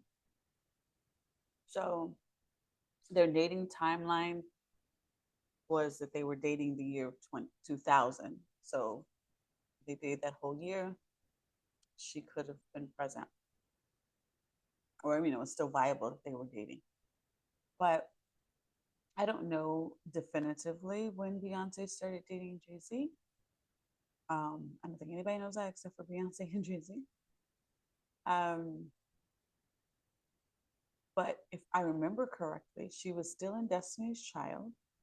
because one of the things that I remember is that Kelly Rowland and oh well, no, I think it was Michelle. So maybe not. You know, Destiny Child has had their different members, so maybe it wasn't early on when it was Destiny's Child the beginning members, but I know that she was doing something, and Kelly Rowland, and I think it was Michelle or Latavia, one or the other, that spoke about how interesting it was that she had this relationship or friendship with him at the time, and thought, oh, you really like him, and probably getting swept up in this connection. However, just to get back to some of the dates, Beyonce was reportedly born in 1981. The the song "No No No" by Destiny's Child, their first single, came out in 1995. So she was basically 14. I thought she was 15. She was basically 14, and in 2000 she was 19. So those were the age ranges for her. Like I said, I don't necessarily know when Jay-Z. When let me see, I'm sorry, her Diddy Jay-Z started and dating. But J-Lo argue we won't at know until they tell us, I 2000 guess. If they VMAs. tell us. But I hope it's not Beyonce. Ugh. Goodness, I hope. Okay, here we go. Diddy and J-Lo's heated confrontation pictured in 2000's pic on the same night of the rappers accused of R-wording a 13-year-old girl. A series of unearthed pictures from the night of 2000 VMA ceremony. So that's the timelines, if you can see. This is J-Lo way back when, right? This is Jenny way back when. This is another picture from the 2000 VMA ceremony. Should Diddy in there, then girlfriend. Ceremony showed Diddy and then girlfriend Jennifer Lopez in a heated exchange. Sean Diddy Combs and let me see. Where are the photos sitting though? Lovely. Yeah. So we go to the Daily Mail. They're lovely together. That's what I see in that picture anyway.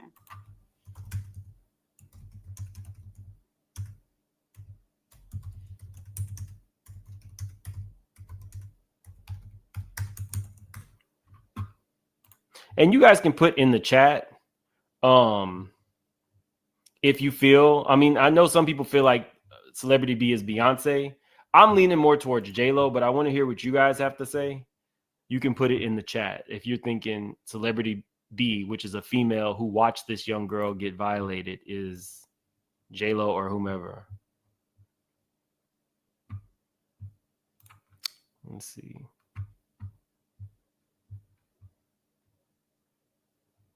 You know, another thing okay, so Diddy held a crystal champagne bottle the entire time serving his guests, according to the...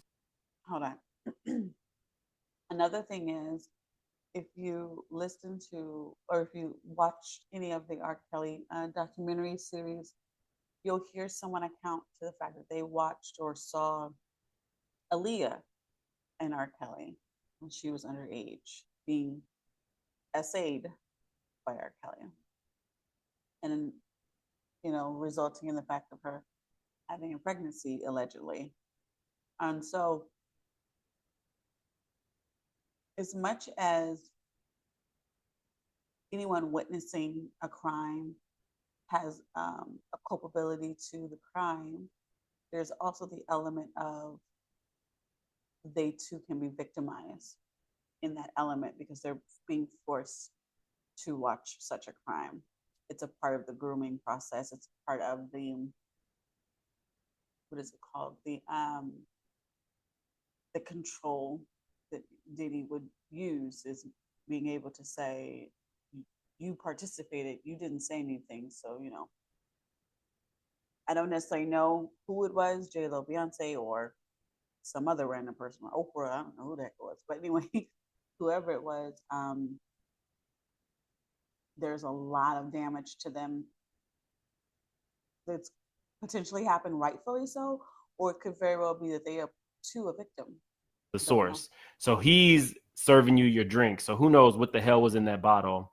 Everyone was dancing, enjoying themselves, but as the night progressed, tensions rose between him and J-Lo.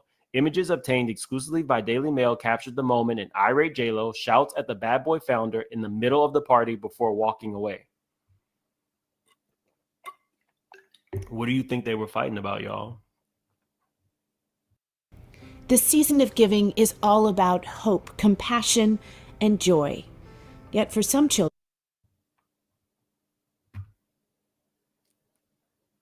So cringy. There's no telling. They could This have been man fighting really, about really anything. built himself up as a party person through and through. coulda- The incident occurred hours after the couple had attended the award show earlier that night at Radio City Music Hall, where Lopez was photographed wearing her iconic all-white outfit consisting of a cropped rhinestone tank top, matching low-rise pants, and a bedazzled bandana. She later changed into a multicolored geometric pattern and a mini tube dress for the celebrity after party, hosted by rappers Eminem and Dr. Dre, which attracted high-profile names including Jay-Z, Ben Stiller, Fred Durst, and Ice-T. Beyonce is not named there. So we know that Beyonce and Jay-Z met or whatever, but at the VMAs, we know at least Jay-Z, Diddy, and J-Lo were at the same party.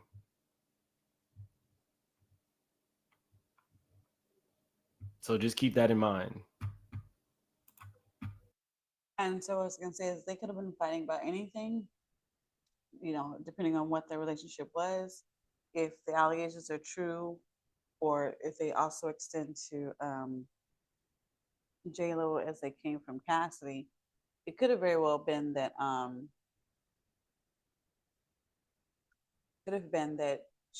he was requesting her to be actively participatory in something else, and she didn't want to. And he could have went and got someone else. Doesn't necessarily mean that she was in that room. We don't know. It's all speculation. Now we're over here solving cases together, y'all. Fred Durst and Ice-T. Additional photos show David Blaine, blah, blah, blah. Diddy and J-Lo arrived at the venue with her sister Linda, manager Benny Medina, record executive Damon Dash, as well as several girls and various members of their entourage who made their way to the club's VIP area. Y'all remember when Nick Cannon was asking Dame Dash, well, wasn't Foxy underage? And wasn't there allegations that Diddy was with Foxy? And he was like, I don't know nothing. I don't know none of that. Do y'all really feel like Dame Dash was not aware of some of the stuff that was going on? Did he go to the after party? Nobody wants to talk until their name gets put in it. Then they want to sign a proffer agreement to make sure that it stays out of the press and the court records. People are going to be turning. I'm telling you guys, naming Jay-Z is going to turn the tides on all of these other celebrities. People thought Jay-Z was untouchable. Sorry, let me show you this. My bad. I've been showing you guys a different one. Inside, Diddy could be seen pouring glasses of pricey champagne and dancing with the guests. The artist appeared eager to celebrate after J-Lo, who was 31 at the time, had secured the award for Best Dance Video for her hit Waiting for Tonight, according to the eyewitness. Now, I'm not going to lie. I don't think that Diddy was J-Lo's type. Back in the day, they used to call it effing for tracks. I really feel like Diddy was the heartbeat of hip-hop. She wanted to get into the genre. She wanted to get into music, and I think she utilized him. I think he utilized her because she was the biggest celebrity on the world in the world at that moment. J-Lo was like really on top of her game. Her pop music was really working for her. And Diddy never actually technically left Kim Porter. He just didn't advertise that he was with her. Yeah, I don't think so. I don't think so, dear sir. I mean, he can have his opinion. I can have mine. And my opinion is, I think J-Lo, was J-Lo's type. I think that was a part of can be a part of a lot of fantasies for some women, is to be with a black man, successful black man, so forth. And I think that was a fantasy of hers. I don't think she was screwing for tracks in that way, because in essence, you wouldn't have a public relationship. You lay down a night and lay down a track, like whatever it is. But yeah, maybe He said it, y'all. What you think? What do you But think? for reasons that are unclear, tensions escalated, leading to a dramatic confrontation in the middle of the festivities. Lopez, who is standing on an elevated platform from the rest of the crowd, can be seen scowling at her then boyfriend, who is below her pouring champagne for other party guests. The two eventually get into an angry exchange, with J-Lo's sister standing nearby and attempting to lighten the mood. Meanwhile, observers, including Medina and other guests, had watched in disbelief as the couple argument unfolded. After a couple hours filled with arguments, Diddy decided it was time to leave the party. He took Lopez and their entourage, including the girls, and exited together. It is unknown what the argument was about. I don't see nothing about Beyonce, but I definitely see Diddy was at the scene, J-Lo was at the scene, and now Jay-Z has been placed at the same after party. Guys, we have over 7,500 in the chat. Definitely hit that like button. If you're new to the channel, please subscribe. We just hit 200,000 subscribers, and now our new goal is 250. So thank you, guys. I appreciate each and every one of you. Congratulations. Let's get back to the complaint. So soon after Combs entered the room, along with defendant Carter and a female celebrity, Celebrity B, y'all can fill in the blank how you want, plaintiff immediately recognized all three celebrities. Combs aggressively approached plaintiff with a crazed look in his eyes, grabbing her and said, "You are ready to party." Combs then threw plaintiff toward a wall, causing plaintiff to fall. Plaintiff got up and stumbled, at which point Combs grabbed her again and threw her on the bed. At that point, Carter began removing plaintiff's clothes as she grew more and more disoriented. Mind you, she had just been given something to roofie her. Plaintiff was held down by Carter as he R-worded her, while Combs and Celebrity B watched. After Carter finished, he stepped back toward the wall. Combs then stepped forward and R-worded plaintiff while Jay-Z and Celebrity B watched. Combs then knocked plaintiff down and attempted to force plaintiff to perform oral on him. She fought back, standing up quickly and punching out at the same time, hitting Combs in the neck. Taken aback, Combs stopped his attempt. When Combs backed away in surprise, plaintiff grabbed her clothes and shoes and ran out of the bedroom, holding her dress in front of her like a towel. She ran around the residence until she found the front door and was able to leave the party. Although there were other guests still at the party, no one appeared to take notice of plaintiff's distress or attempted to help her. Can you imagine seeing a 13-year-old girl run through a party with a towel on and nobody even bats an eye? That in itself is an indicator that they've seen stuff like that before. That's not even like a hard leap.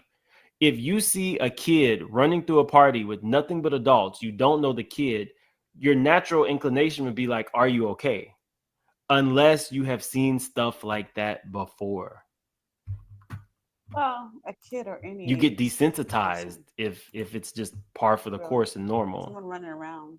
Or if you abnormal. just see that kid as a piece of meat or for a sexual desire, you really don't care if somebody is looking disoriented or crying or looking like they had just been assaulted. Okay, You're a the nobody only to them. Statement was disorient. Or you've served your purpose. You have done whatever with Diddy. Now you can go. It's so dark and it's so effed up. I don't know if she was Although there were other guests still at the party, no one appeared to take notice of plaintiff's distress or attempted to help her. Once outside, plaintiff put her clothes back on and left the scene in the dark. Plaintiff attempted to retrace the route taken by the limo driver. She kept running until she reached a gas station she noticed on the way to the party. A female clerk noticed her and allowed her to use the phone. Plaintiff called her father, admitted that she had lied about her whereabouts, and asked him to pick her up. Plaintiff's father arrived to pick her up shortly after. I knew it. I knew it just because I knew it. I hadn't gotten this far in the preview of the video that I did. I knew it, and I want to get back on the soapbox. Young people, please don't lie about where you're going. If you don't have permission, it's going to be okay. It's not the end of the world. When you're older and you have, a way of getting around on your own, you will then have the right to make your own choices, that you can go where you want to go. But there is a reason why your parents are strict. There is a reason why your parents are harsh or, uncool or whatever. we have lived, okay? We have lived, and we've lived through this, something like this, you know, heard of this, was around others who went through this, and we don't want it to happen to you, among other things. So consequently, kind of give your parents some slack on this, because going anywhere, your parents don't know where you are, is a completely unsafe thing to do. Like there was, I don't know if it was a bomb threat or a gun threat at one of the schools, and some kids ditched school that day. But the parents were freaked out because their kid was supposed to be at school and there was a threat to the school, and by golly. And then no one can find them because they weren't there. You can't just, I mean, I know you want to, but please don't. Please don't. Just don't do it. Don't lie about where you're going. Shortly before dawn. As the assault, plaintiff fell and arrived to pick her up, showing that she had lied about her whereabouts. So she said, okay, can I go to my friend's house? Friend probably has a car. Friend drives her, drops her off. She's supposed to spend the night at the friend's house, and she's going to the VMA party that ends up in rape. And thankfully she had enough courage to call her dad after that, because some people will, oh, I said the word, okay. Some people will get in that scenario, have that type of outcome, then they blame themselves and they don't tell their parents. Tell. Something happens, tell. You know, regardless of what you did wrong, just tell the whole truth and nothing but the truth. Let it be known so that you don't have to wait 24 years later. So this woman is 37 years old, still affected by this. It's 24 years later. Okay. And asked him to pick her up. Plaintiff's father arrived to pick her up shortly before dawn. As the assault, plaintiff fell into a deep depression, which continues to affect every facet of her life. Mm-hmm. Plaintiff suffers from post-traumatic stress disorder and a seizure disorder caused by stress and trauma. Plaintiff has had difficulty maintaining normal relationships and lives largely withdrawn from society. Wow. By forcing sexual contact on plaintiff as a minor female, defendants Combe and Carter committed a crime of violence motivated by gender under the Victims of Gender-Motivated Violence Protection Act. I finally found it. I've been searching for the perfect head shaver for over a decade now. The grooming. That's just the law. Wow. They're citing elements. Again, this changes everything. What are they asking for? He doesn't realize. Awarding compensatory damages for all physical injuries, emotional distress, psychological harm, anxiety, humiliation, physical and emotional pain and suffering, family and social disruption, and other harm in the amount to be determined at trial. Awarding punitive damages in the amount to be determined at trial. Awarding attorney fees and costs pursuant to any applicable statute of law. Awarding pre- and post-judgment interest on all such damages, fees, and or costs. Attaching any and all of the defendant's real property and other assets located in the state of New York pursuant to the federal rule. Awarding such other and future relief as the court may deem just and proper. Jay-Z, somebody has just stole your ass. They were talking about asses being stole. Your ass has been stole.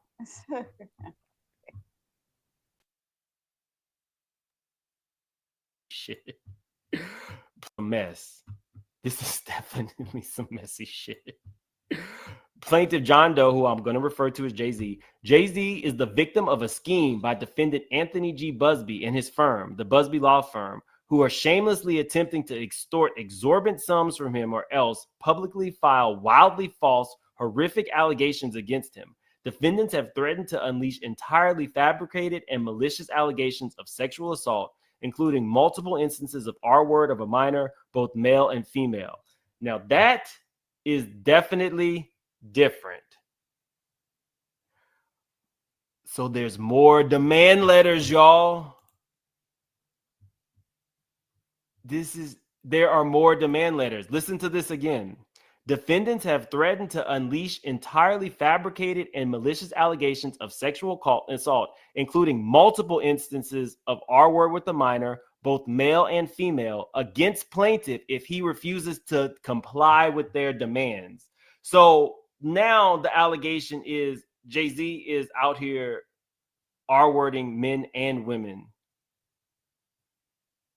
These baseless accusations are nothing more than a weapon in a calculated plot to destroy plaintiff's high-profile reputation for profit, despite the complete absence of any factual basis for such claims. Y'all. Well, the allegation for men and women can also be an indirect participation. So watching while someone else does the act is a form of participation. So it doesn't necessarily mean he actually did it. We don't know, but the facts will come out. Oh, yo. Because the way you defend against defamation is truth. The way you defend against frivolous lawsuit is truth. So the scary part is, how far does this lawsuit go? Because if you go all the way through discovery and get into evidence and get into trial with all of the evidence, then we get to find out. That's under seal because they're minors.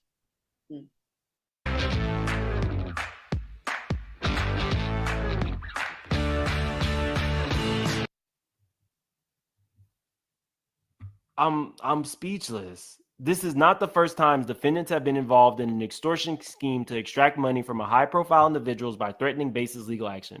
Just 3 years ago, the FBI opened an extortion investigation in connections with defendants' clients pursuant of a football player, Deshaun Watson, for allegations of sexual misconduct. According to Watson's then attorney, the FBI investigated whether one of Busby's claimants against Watson had committed extortion in the way that they were demanding money, or what they would do if he didn't pay up. Ultimately, the criminal cases defendant threatened to pursue against Watson were rejected by 2 separate grand juries and were never criminally prosecuted. Further evidence that the baseless sexual misconduct claim in the defendant's demand letter would not have held up in a civil court either. As an example of how the defendants use the media as a weapon to further exert pressure on as high-profile targets, Busby publicly proclaimed that he would submit affidavits from the alleged victims to the police, but he never did. Defendants have also taken up representations against high-profile individuals who were targeted or set up by individuals. So the case fell through because the victims didn't want to go on record. That could be one, that they lied to their attorney, or it could be that they didn't want the public scrutiny. So Individuals seeking a payday. Let me see. In addition to shaking down high-profile individuals with dubious claims he knows will not stand up in court, Busby often employs unscrupulous litigation tactics after filing suit.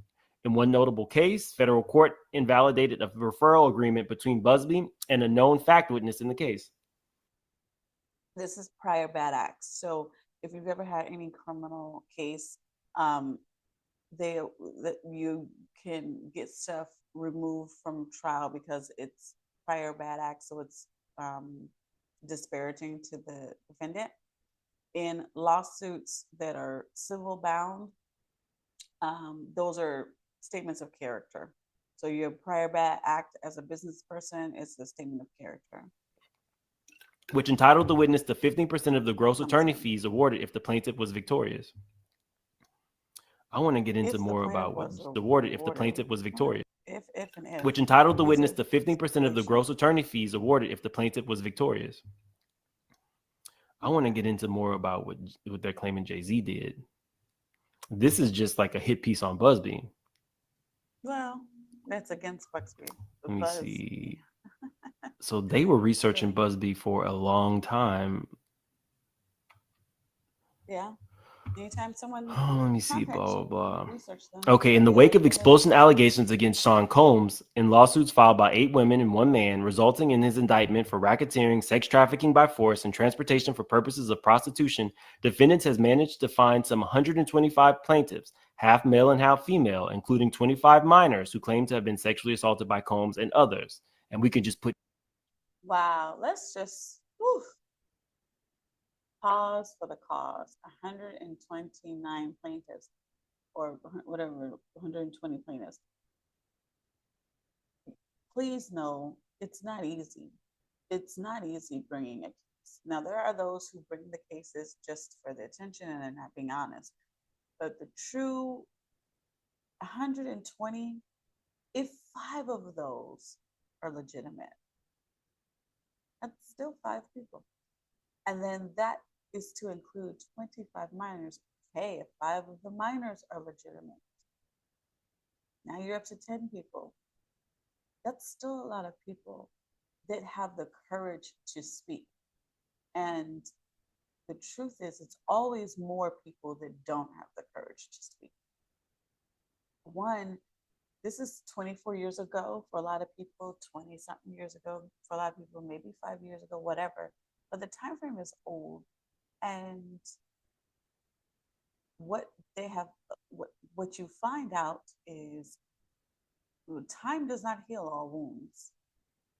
It doesn't. So 20 some odd years later, those wounds are not as healed as you would think. And going back into court or, attempting to be heard or speak out against it brings all of those emotions back up and more, because you've lived with it for 20 some odd years. And this one lady has a lot of results from it relative to her health results are changed. Her relationship results are changed forever based upon these bad acts against her. So, pray for those that have the courage and those who don't have the courage or the desire to bring this to court or to sue. Put Jay-Z in there as the other. We'll just easy add at Jay-Z all. as the other. Much like other revelations in the Me Too movement, the 8 women and 1 man suing Combs sought to find justice by proceeding in their own names in the court of law. Meanwhile, defendants have created a new pocket industry. Is this direct from the Me Too movement? I think sometimes we give movements so much credit, they don't necessarily have it. Like it was stuff that was like, oh, the results of the Black Lives Matter movement. I'm like, really? I don't know. That capitalized. I think there is that result because we've done things legally to give voice to those who are voiceless. We have stood stronger in opening up the doors, but I don't know, this is actually a part of the movement versus the result of the movement. So make like other revelations in the Me Too movement. Yeah, I don't know. Capitalizes on the bravery of those victims who came forward to shake down innocent celebrities. I'm trying not to laugh. A shakedown of innocent celebrities and politicians. Because a lot of these people who are high profile and have all kinds of money, they're innocent. A lot of these billionaires like the Epsteins and the multimillionaires like the Weinsteins, these people are, good upstanding citizens, and people just try to shake them down. Don't matter if you have a whole sex island with a bunch of children on it. Through use of a hotline advertised at a press appearance on a website, defendants leveraged the media attention from the Combs allegations coming to life to send the message that there's money to be made by calling the hotline and nobody would ever have to know it was you. Let's move on to some Jay-Z stuff.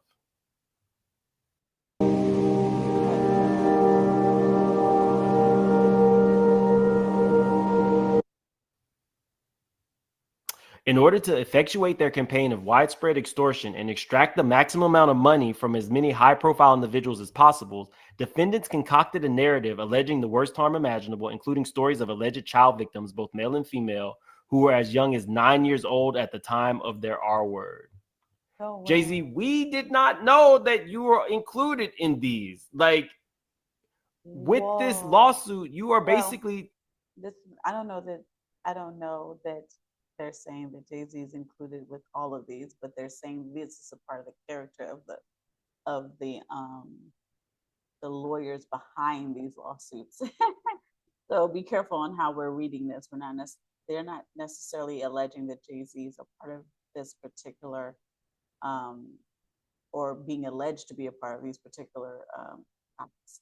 But they are saying that the lawsuits are being held by that particular attorney, Busby, and stating that, they're trying to undermine his character and his law firm. Telling on yourself that they might as well, as any of these people who Jay-Z is in the lawsuit, go ahead and name him, because we're finding out more and more. I never heard of Jay-Z R-wording a child or R-wording a man. You are telling on yourself. So I guess there was multiple demand letters sent. It's one letter, multiple paragraphs. I knew that was coming. Hit him again, Solange. Hit him for me. Hit Hit him again, him Solange. for me. I knew Pick him Solange harder. is probably out here saying I knew it. Let's see. After making the consequences for non-compliance with this shakedown clear, defendants closed in on their target, sending demand letters to high-profile individuals, including plaintiff John Doe, accusing them in participating in Combs' crimes. In November 24, defendants made demands by written correspondence, extortion demands, so they've renamed it. If you're not new to the channel, we're going to include extortion demand with Taint Team. To plaintiff containing false allegations of vile conduct by plaintiff, who extortion demands characterized as having been friends with Mr. Combs based on the fact that he too often attended similar. That's in bad form, though, to rename the demand letters as extortion demands, because demand letters are actually the name of the document. It's a demand letter. It's a letter demanding some sort of action, and so that's why they're called that. They're not called extortion demands, but to rename them as such is identifying just that particular November 24th set of letters or demands. But wow, very events frequented by celebrities. So now you're saying you're not actually Diddy's friend. Diddy then just. This is what I'm telling you. Lawyers, you know, they get that wordplay. They know how to cut. They know how to cut real good. You ain't got to curse nobody up. And you do it all in the Mr. and Mrs. and ma'am and you know, all the great gestures. Mr. Combs, you know, Combs Carter. Yeah. Not Sean. Not Debo from the block. Events frequented by celebrities. So now you're saying you're not actually Diddy's friend. Diddy then just said that Diddy just said that Jay-Z is the only person who can call him by his real name, Jay-Z and his mama. I miss what he's talking about because I'm getting really tired. To claim contain the allegations of the vile conduct of plaintiff who extortion demands characterized as having been friends with Combs, Mr. Combs. As I'm saying, Mr. Yeah, keep it professional. Based on the fact that the two often attended similar events frequented by celebrities. Yeah, I mean, there's a perspective. There's always going to be one side versus another side versus another side versus like there's always different views. So I think that making it make sense, him pointing to the fact that Diddy said he's the only guy that can call him by his first name. That doesn't mean Carter, the Jay-Z was like, hey, yo, Sean, you know, he could have been like, yes, it's all right, Diddy. Yeah, no, thank you. And just said hi and took the picture. But I think maybe later years, maybe Jay-Z didn't like P. Diddy's movements and started to move differently. I remember when Beyonce was like complaining about Jay-Z in New York. He's always out at a party, so they wanted to move to the West Coast so that they could be a family and have more time. So maybe not, but you know, everything's an allegation, everything's speculation, and quite frankly, you can argue both sides of the viewpoint. You know, it's not that big of a deal. But now Jay-Z is saying we're not even friends. Because Diddy is the guy and always been the guy that wants to be in the in crowd. He wants to be in it. He's not just the producer who helps the in crowd rock and roll on stage. He is also in the video. He is in the midst of the crowd. So he might be a fanboy. I don't know. He might just be like that kid that guy that's always around trying to get the picture, trying to be in the middle, or just wants to be in the in crowd. And Jay-Z could have been like, all right, we're cool. Yeah, you my God. And then leaves and washes his hands immediately. There are those moments, right, where you meet those people that you're like, where is the Perel? I need hand sanitizer immediately. Not later, but now. Friends. Characterized as having been friends with Mr. Combs based on the fact that the two often attended similar events frequented by celebrities. So now you're distancing yourself from Diddy. Yep, Y'all aren't friends. He's not with you distance guys yourself. when you were doing your Rock Nation parties. He's not there. Rock You don't Nation, even that's know the him. party. You don't even know if he has your number. Is that what? No, but that's not what they're saying. They're saying that he's there at the parties, that he's the guy for the parties, the events, the celebrity events, the award ceremonies, the different parties, the dinners, the public part of the party. And Busby and the young lady is saying, yeah, you're in the public, but you're also in the back party, the after party, the secret party, the underground party, the problematic party, the party that is in fact destroying lives. So, What you're saying? interesting. The extortion demands allege that the plaintiff R-worded multiple minors, both male and female, who have been drugged at parties hosted by Combs.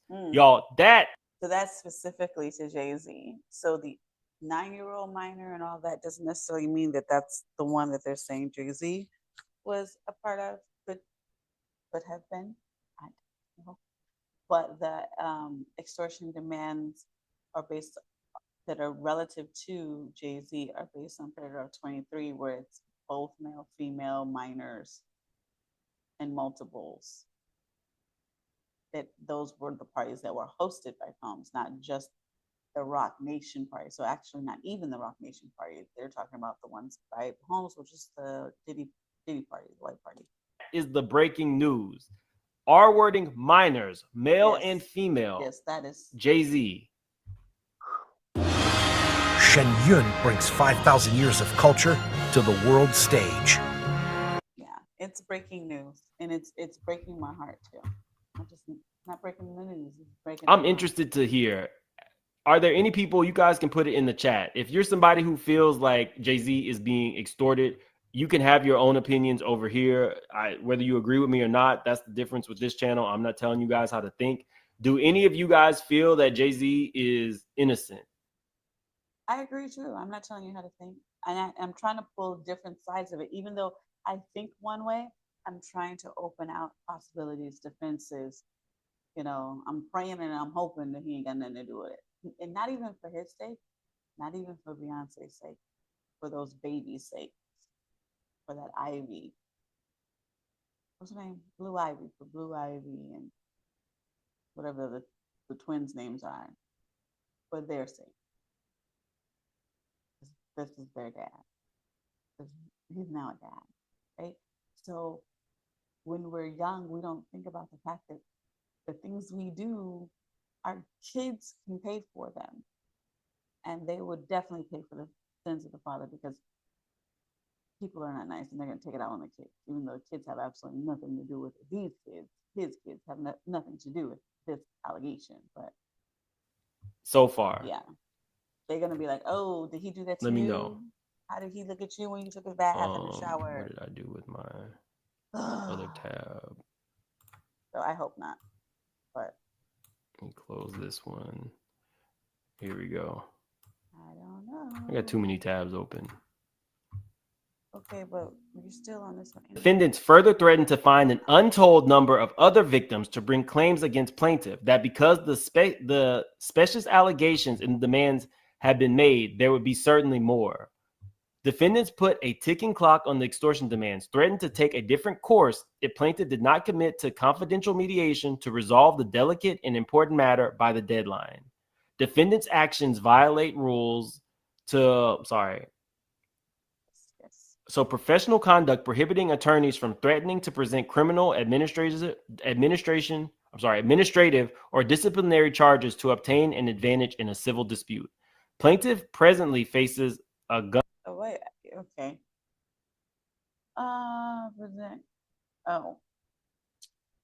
Present criminal, administrative, or disciplinary charges to obtain an advantage in a civil dispute. Defendant's actions violate Rule 5 of the California Rules of Professional Conduct, prohibiting attorneys from threatening to present criminal, administrative, or disciplinary. I don't understand. I guess I would have to read Rule 5. Prohibiting attorneys from threatening to present criminal, administrative, or disciplinary charges. Why? Because of the timeline? gun, oh wow, to his head, The either timeline. repeatedly by an extortion Now currently this is faces this disciplinary this charge. this. Oh, child, this part right here. Plaintiff, which is allegedly, discernibly, Jay-Z, presently faces a gun to his head, either repeatedly pay and oh, okay. Oh, I thought he was talking about a real gun. Okay, I fell for it. I'm tired. This is the wordplay of attorneys, but it's so exaggerated. Faces a gun to his head, either repeatedly pay an exorbitant sum of money to stop defendants from the wide publication of widely false allegation of sexual that would subject plaintiff to abortion and irreparable harm, plaintiff's reputation, family, career, and livelihood, or else face the threat of an untold number of civil suits and financial and personal right. Yes, that is it's not really a defense, but that is a part of the ability to defend against lawsuits that are like what do you call it, class action in nature. And instead of doing a class action lawsuit, you do it as, I have one defendant, I have one plaintiff here, one victim, and then I have another one, then I have another one, then I have another one, then I have another one, then I have another one, then I have another one, then I have another one. And so it keeps going on and on and on. And so the defense is, look, if I settle it, I don't have a way to settle this because you're telling me to settle this one lawsuit versus having a settlement for all the potential loss, a class action lawsuit claim against you, class action being filed, and being concluded, found against you, you have the ability to pay a sum, and it's on the earnest of that attorney for the original claimant to have monies aside for those who are part of the class action, to notify them. It's a heck of a process. It's a heck of a process. And then once you notify them, get those potential individuals signed up, and then they only get a small portion. Like you get multi-million-dollar class action, they get $5 at the end of the day. But nonetheless, putting it in a class action packaging prevents several others coming to the entity again, or to this case, Jay-Z again, continuously, and making it exorbitant, making it not an ability to settle. But then, like most people would say, well, then just don't have that many victims, right? Why do you have that many victims? This is usually, from my standpoint of knowledge, it's usually relative to like labor and employment actions. There are some personal injury actions that result in this, like the plane crash that Tom Majority, whatever his name is, was taking money out of. It was a class action lawsuit that the individuals were getting paid out of on a continuous basis based on those terms. Well, I guess I could see that may be a factor relative to Jay-Z not settling, because the main criticism we're going to have as a public is say, you should have settled, dummy. like if you didn't learn anything from Diddy, you should have learned that you settle. Because if Diddy would have settled, we may not be here in 2024. Maybe 2026, but not 2024. No, I'm just kidding. I'm trying to make light of a very hard subject. But this may be a reason why he didn't settle, because it would be absolutely hard for him to settle in his eyes based on this paragraph, because defense is saying we have so many people and we're still, and that's not, we're still investigating. Well, I don't have the ability to stay on the hook forever while you investigate. So maybe that's why charges to obtain an advantage in a civil dispute. Plaintiff presently faces a gun Oh, wow. To his head, either repeatedly by an extortion sum of money to stop defendants from the wide That's publication more figurative of than wildly false allegations of sexual assault that would subject plaintiff to opprobrium and irreparably harm plaintiff's reputation, family and career and livelihood, or else face the threats of an untold number of civil lawsuits and financial and personal ruin. How much money do you think they were asking for? That's not the point. They could have asked for $10 million, and Jay-Z could have been like, here's here's five, and that's not the point. The point of that paragraph is you're telling Jay-Z, we have this one complainant now, or this 120 complainants now, and we know that there's so many more. We just don't know how many are going to relate to you. But to settle this particular case, we're letting you know we demand, you settle this particular case with us. And then you're looking at that and you're going, 5 million times 100, 5 million times 10. And then that's not even the number, because you don't know if everybody's going to settle the same amount. You don't know if it's all those people, and then you don't know if it's even more than that. So that statement is saying it's going to be a lot of money, but it's a never-ending lots of money. How much money, y'all, do you really think that they were asking for? Oh, somebody says Jay is innocent. Okay, maybe he is. I hope he is. An untold number. Ooh, I hope so. You're not facing a pow to your head. But like that's very, very dramatic. Jaguar. You're worth $1 billion. If you did, in fact, harm these people. And not to defend, but just to kind of give, a different perspective, some more information. Someone being worth an amount of money does not mean they have that amount of money. Worth is calculated by things tangible and intangible, things that are assets. So you can have that factual amount of money, $1 billion, or you can have $500 million. You can have all kinds of number of money, but then you have the element of worth. So the houses that you have, what do they have a value? So what is their value? What are they worth? What's their appraised value? That goes into the individual's worth as a person.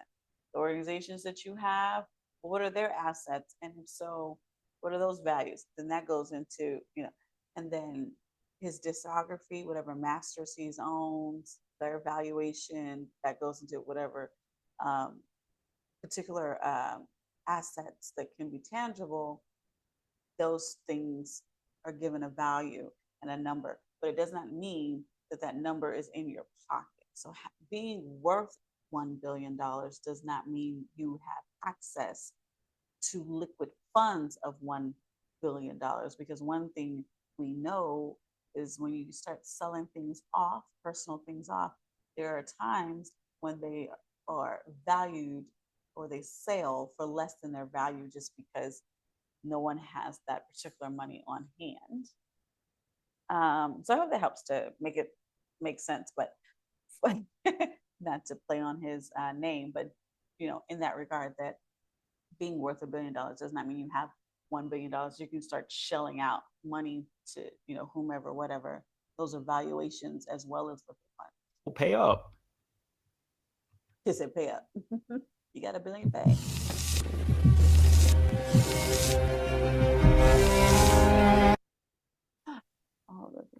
Let me see. The theme of defendant statements and correspondence is immediate and extensive threats of exposure if plaintiff fails to make a sufficient offer of money. This is textbook extortion. Busby pretends to be speaking with truth to power, but that is far from the truth. Defendants claim to be investigating the facts, but the reality is they are finding deep pockets and trying to smear all of them with the same brush. It is cynical extortion. Interesting. They're finding deep pockets. So they found your client. How did they find your client? What evidence helped them find your client? I mean, everybody knows who he is. In essence, they have an idea of who he is, but finding him is really interesting set of words, because truth of the matter is they would probably say, BuzzFeed would probably say, we looked at the evidence and saw your client was there, so therefore we named your client. Maybe they found his attorney's contact information so he could finally, send him the demand letter. But quite honestly, finding the deep pocket, that's an interesting term. That they went searching, supposed to be investigating, and you say what they did was find deep pockets. They found them in their investigation of illegal and inappropriate acts with minors. Weird place to find your deep pocket client. Extortion scheme that is dressed up in vindicating victims of actual sexual abuse. Defendants corrupting this righteous cause by trying to monetize the victimization of the women who suffered at the hands of this one guy. Wait, what now? Defendants corrupting this righteous cause by trying to monetize the victimization of the women who suffered at the hands of this one guy. Well, by definition, it was not one guy. It was two guys in the room and a girl. It's a bad bar joke. But nonetheless, that is the elements from the case for which you would have been made aware of. So in the communications and the demand letter goes out. Maybe you had a conversation beforehand, most likely not. But once the demand letter comes out, you're going to call them up. You're going to call up your attorney. I got this demand letter. Please call this attorney up. That attorney is going to start talking to Busby and saying, you got your demand letter. It's completely ridiculous. Go kick rocks. And Bugsby's going to say, yeah, but I have evidence. I have knowledge of. I have a witness to the fact that XYZ. Well, who is your witness? The victim. Oh, well, she can't be trusted. This was how long ago? Da, da, da. So they're going to have these conversations back and forth. And it's going to be as far as they want to entertain them, because they don't have to talk to one another, but under most circumstances, they will. And you're saying that the attorney Busby getting money for the victims is corrupting a righteous cause. So the victims should be victimized and get over it. That's the righteous cause. Like, what's the solution of the cause? Because you confirmed that the Me Too movement, in your opinion, is a righteous cause, but yet paying the victims for their their suffrage is not righteous according to this sentence. So what is? What's the righteous thing to do? What is the righteous thing to do? Because the Me Too movement is also relative to the fact that so much time has passed, you can't take them to criminal court, statute of limitations being as they may. And furthermore, even if you took them, you take them to criminal court, they're found guilty, you still can take them to civil court too. So, but anyway, I just, punishment is punishment. And some punishment, it has to fit the crime, but it also has to be punishing. If someone gets probate or is it probate? Yeah, parole, not probate, parole. Someone gets parole for SA. That's not a very good feeling. You don't feel like you value the human body the way you should, and so consequently, that's not a real good punishment, right? But if someone gets punished and they get 10 years and, with good behavior and time served, 5 years served, that's kind of good. That's kind of decent. It's not the best of things, but it's something. It's decent. But that's a part of punishment. And money is another part of punishment. So if you have a person who is getting parole. Oh well, sometimes that's a good punishment, but sometimes it's not.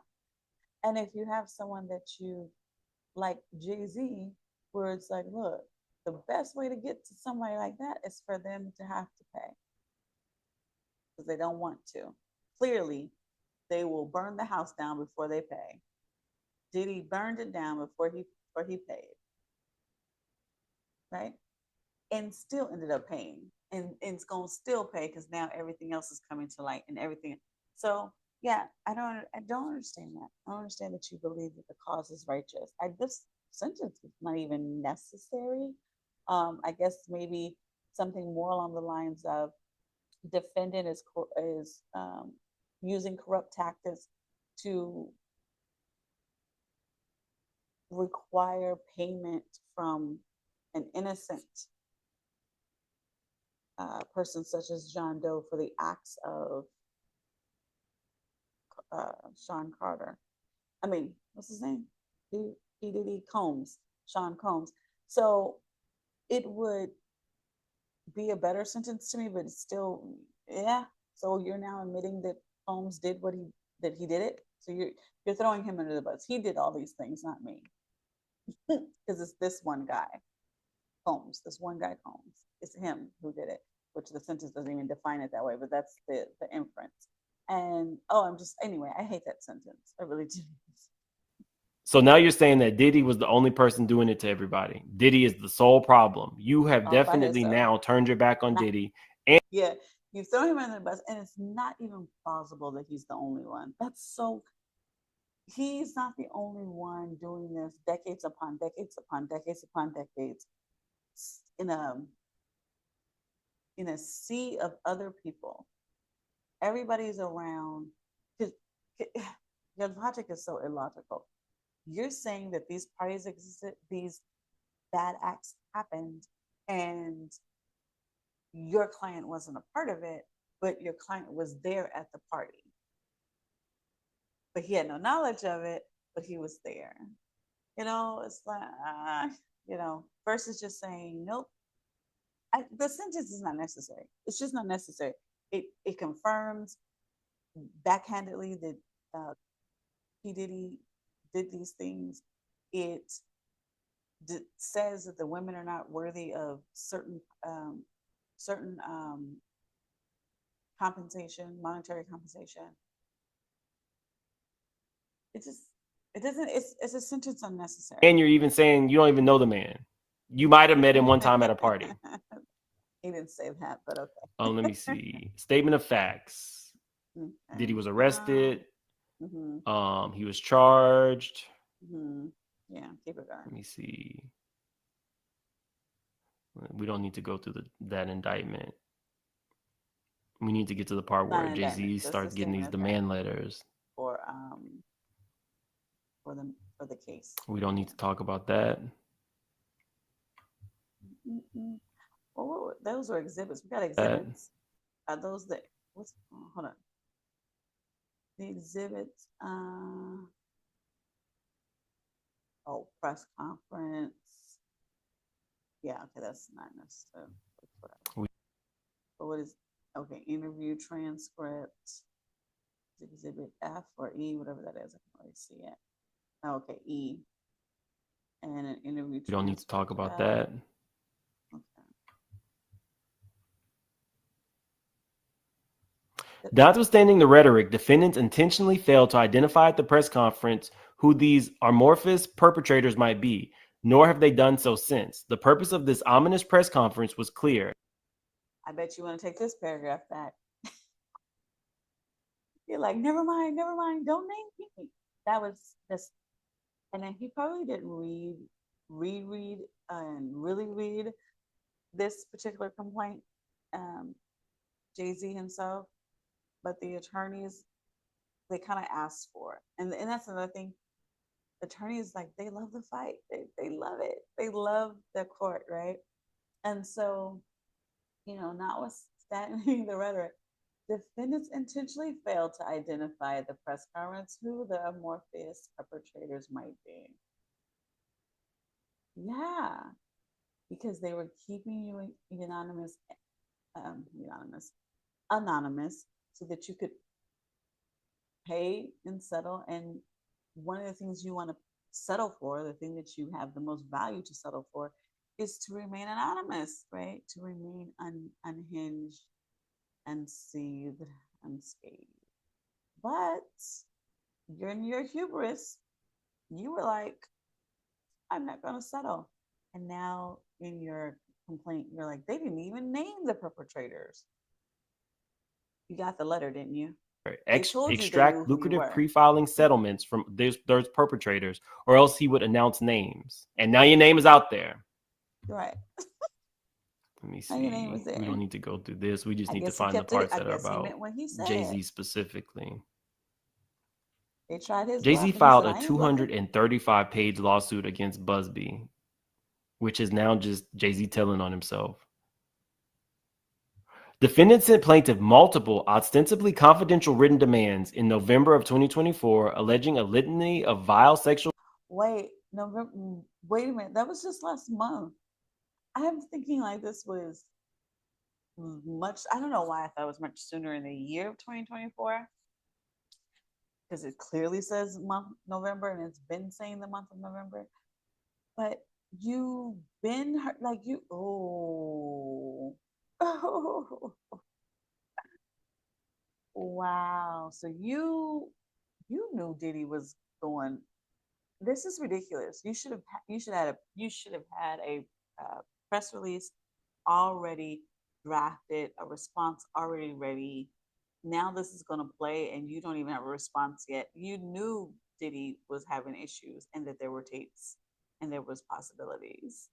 And then you get a demand letter, multiple ostensible confidential written demands.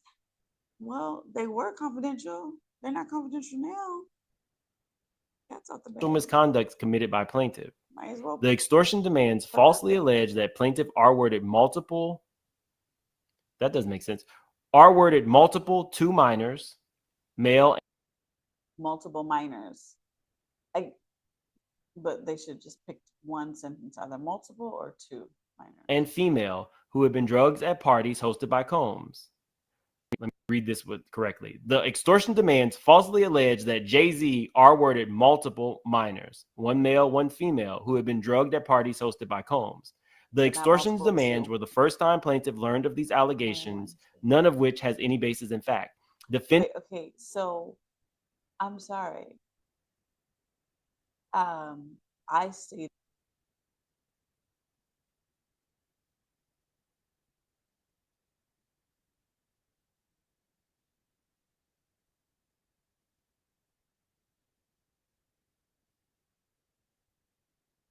defendants threatened in the extortion demands to immediately file a public lawsuit against plaintiff, repeating the same fabricated allegations unless plaintiff agreed to resolve the matter through mediation for money. Some of the allegations were a copy and paste of the allegations in the public complaint filed by the defendants, with the obvious implication being that the defendants would amend that complaint if plaintiff refused to cooperate. And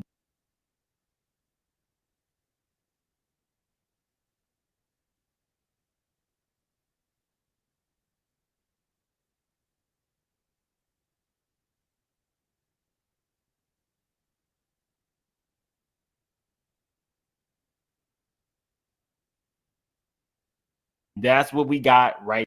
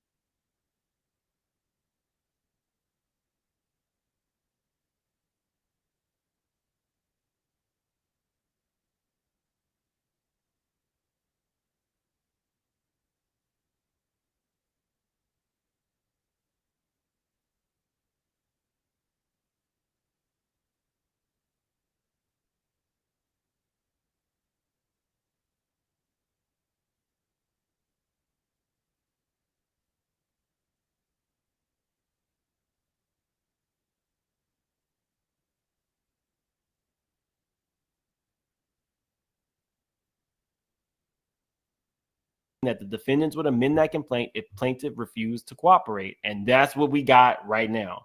On information and belief, defendants used identical language to put plaintiff on notice that his name would be swapped in as one of the unnamed participants if he did not comply with the defendant's demands.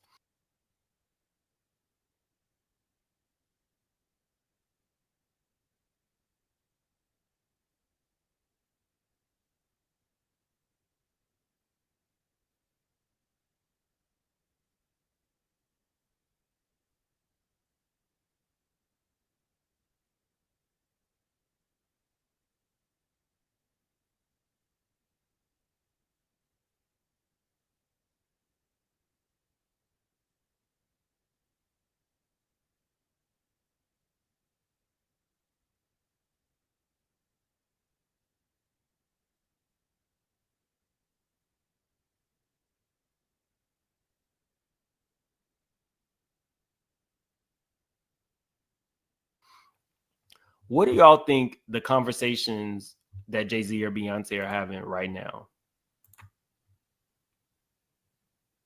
It is an accusation until proven in the court of law. You're right. Oh, y'all are saying guilty. Y'all are saying guilty. Colleen says, I knew Jay wasn't innocent, but I didn't think he was a pedo. For men and women, allegedly. What did Nas say? Oh, FJZ.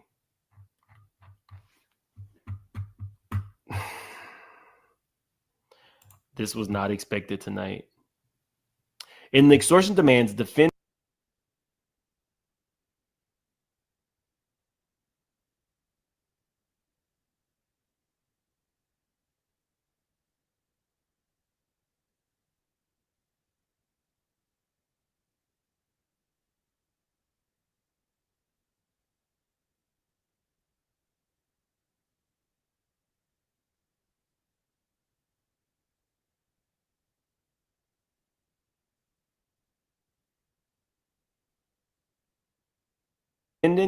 further threatened to find an untold number of other victims to bring claims against plaintiff, or Jay-Z, but did not indicate he had any basis to believe such victims exist.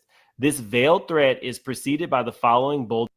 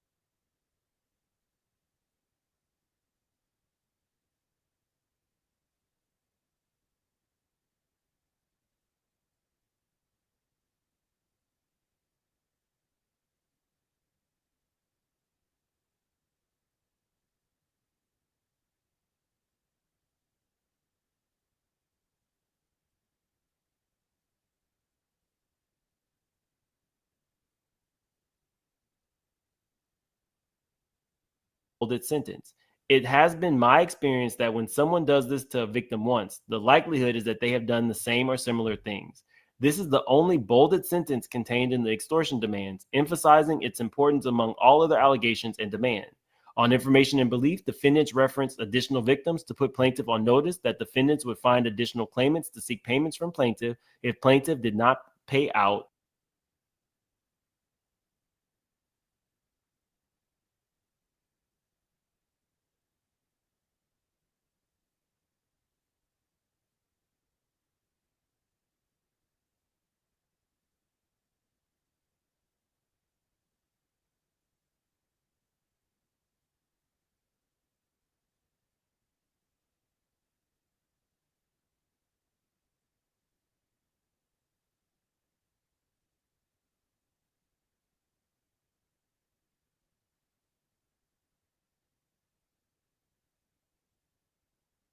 the two claimants referenced in the extortion demands, meaning the amount of money defendants was seeking would balloon. Now, guys, I've gone through a lot of these court documents. Who was the underage kid? Oh, wait, there was an underage boy, right? There was an underage boy. Hold up, y'all. Hold up. Help me remember in the chat. There was an underage boy who alleged that he was trying to make it in the industry. And let me 10-year-old, was he 9? Let me look this up. We're gonna do this in real time. Y'all get to see how my actual process is, because I'm thinking, I'm churning it in my head. I think that we have the information from the other victim right here. Let's find it real quick.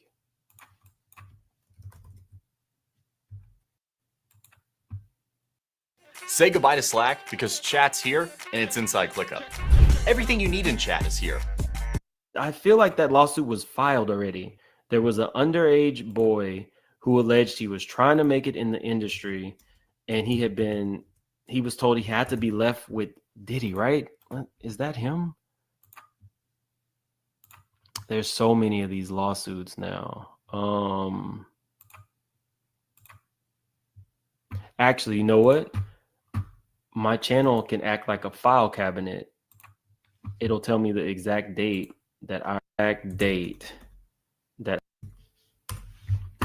and we can go from there and find out every one of these complaints. So let's see. Indictment, arrested, oblige.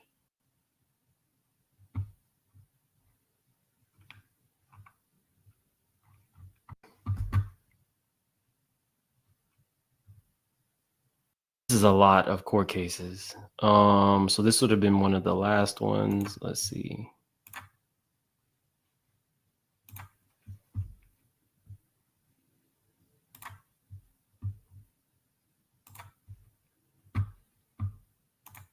This one's a Jane Doe.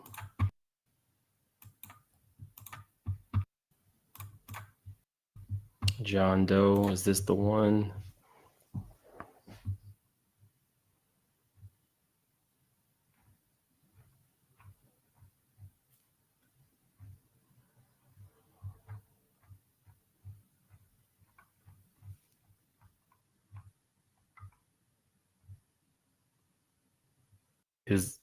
His butt was ripped open. The man who this is the one with the man who his butt was ripped open.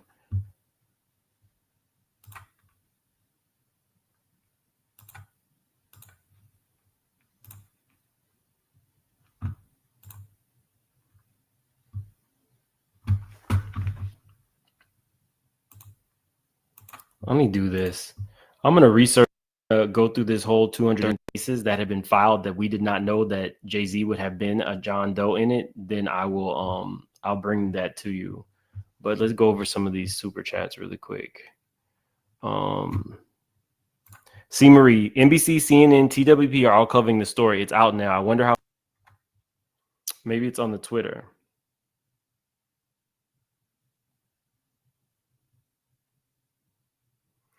Oh, he posted his picture as a platoon commander. It says, recognize this guy? This is a picture of the weapons platoon commander, Alpha Company, 1st Battalion, 4th Marines from our old Western Pacific cruise book. Despite a coordinated and aggressive effort that has included harassing my kids, contacting my clients and former clients to encourage them to sue me, contacting my colleagues or former employees asking if I've abused them, showing up at my current employees' homes to harass them, filing frivolous cases against me and my law firm, defaming me with outrageous assertions that to anyone who will listen, and having mysterious people follow me and my family, I'm still that guy. I won't be bullied or intimidated. People will see through this effort to discredit me and my clients, and the truth will be revealed. I also won't allow anyone to scare my clients into silence. Sunlight is the best disinfectant, and I am quite certain the sun is coming.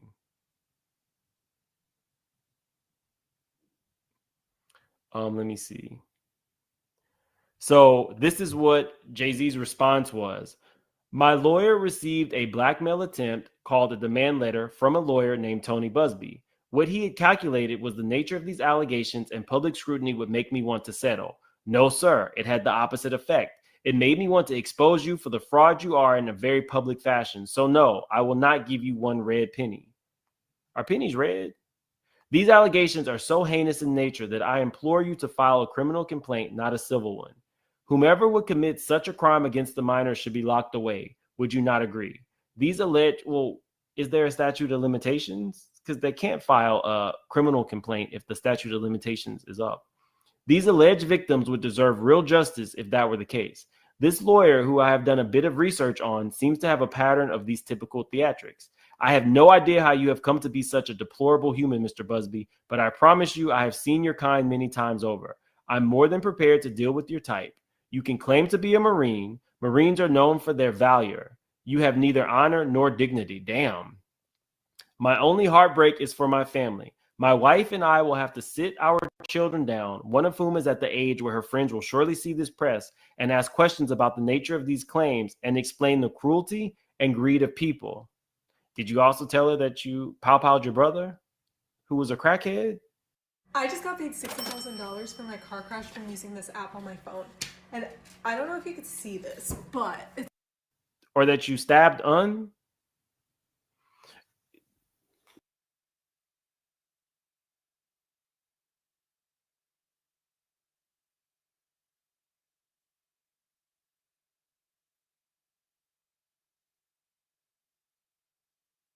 Superhead put in her book that she gave you sloppy toppy on a video shoot with the condom on. Are you explaining all of these things to Blue and your other children?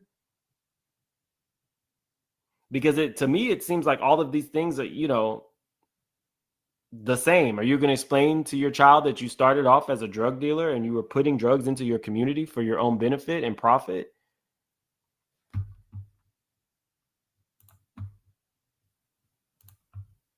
Were you thinking about your future children then? Okay. Children should not have to endure such at their young age. It is unfair to have to try to understand inexplicable degrees of malice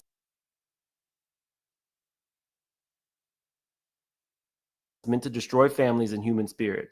My heart and support goes out to true victims in the world who have to watch how their life story is dressed in costume for profitability by this ambulance chaser in a cheap suit.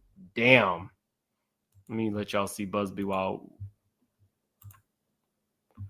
This ambulance chaser in a cheap suit. But, is it any better to be a pedo in a Tom Ford suit? Okay. You have made a terrible error in judgment thinking that all celebrities are the same. I'm not from your moral world. I'm a young man who made it out of the project of Brooklyn. We don't play these types of games. We have very strict codes and honor. We protect children. You seem to exploit people for personal gain. Only your network of conspiracy theories, fake psychics, will believe the idiotic claims you have levied against me that, if not for the seriousness surrounding harm to kids, would be laughable. I look forward to showing you just how different I am. But oh, wait. And then they deleted this. So this was a post and delete from Jay-Z. Y'all, this is getting messy. This is messy real quick. This is some...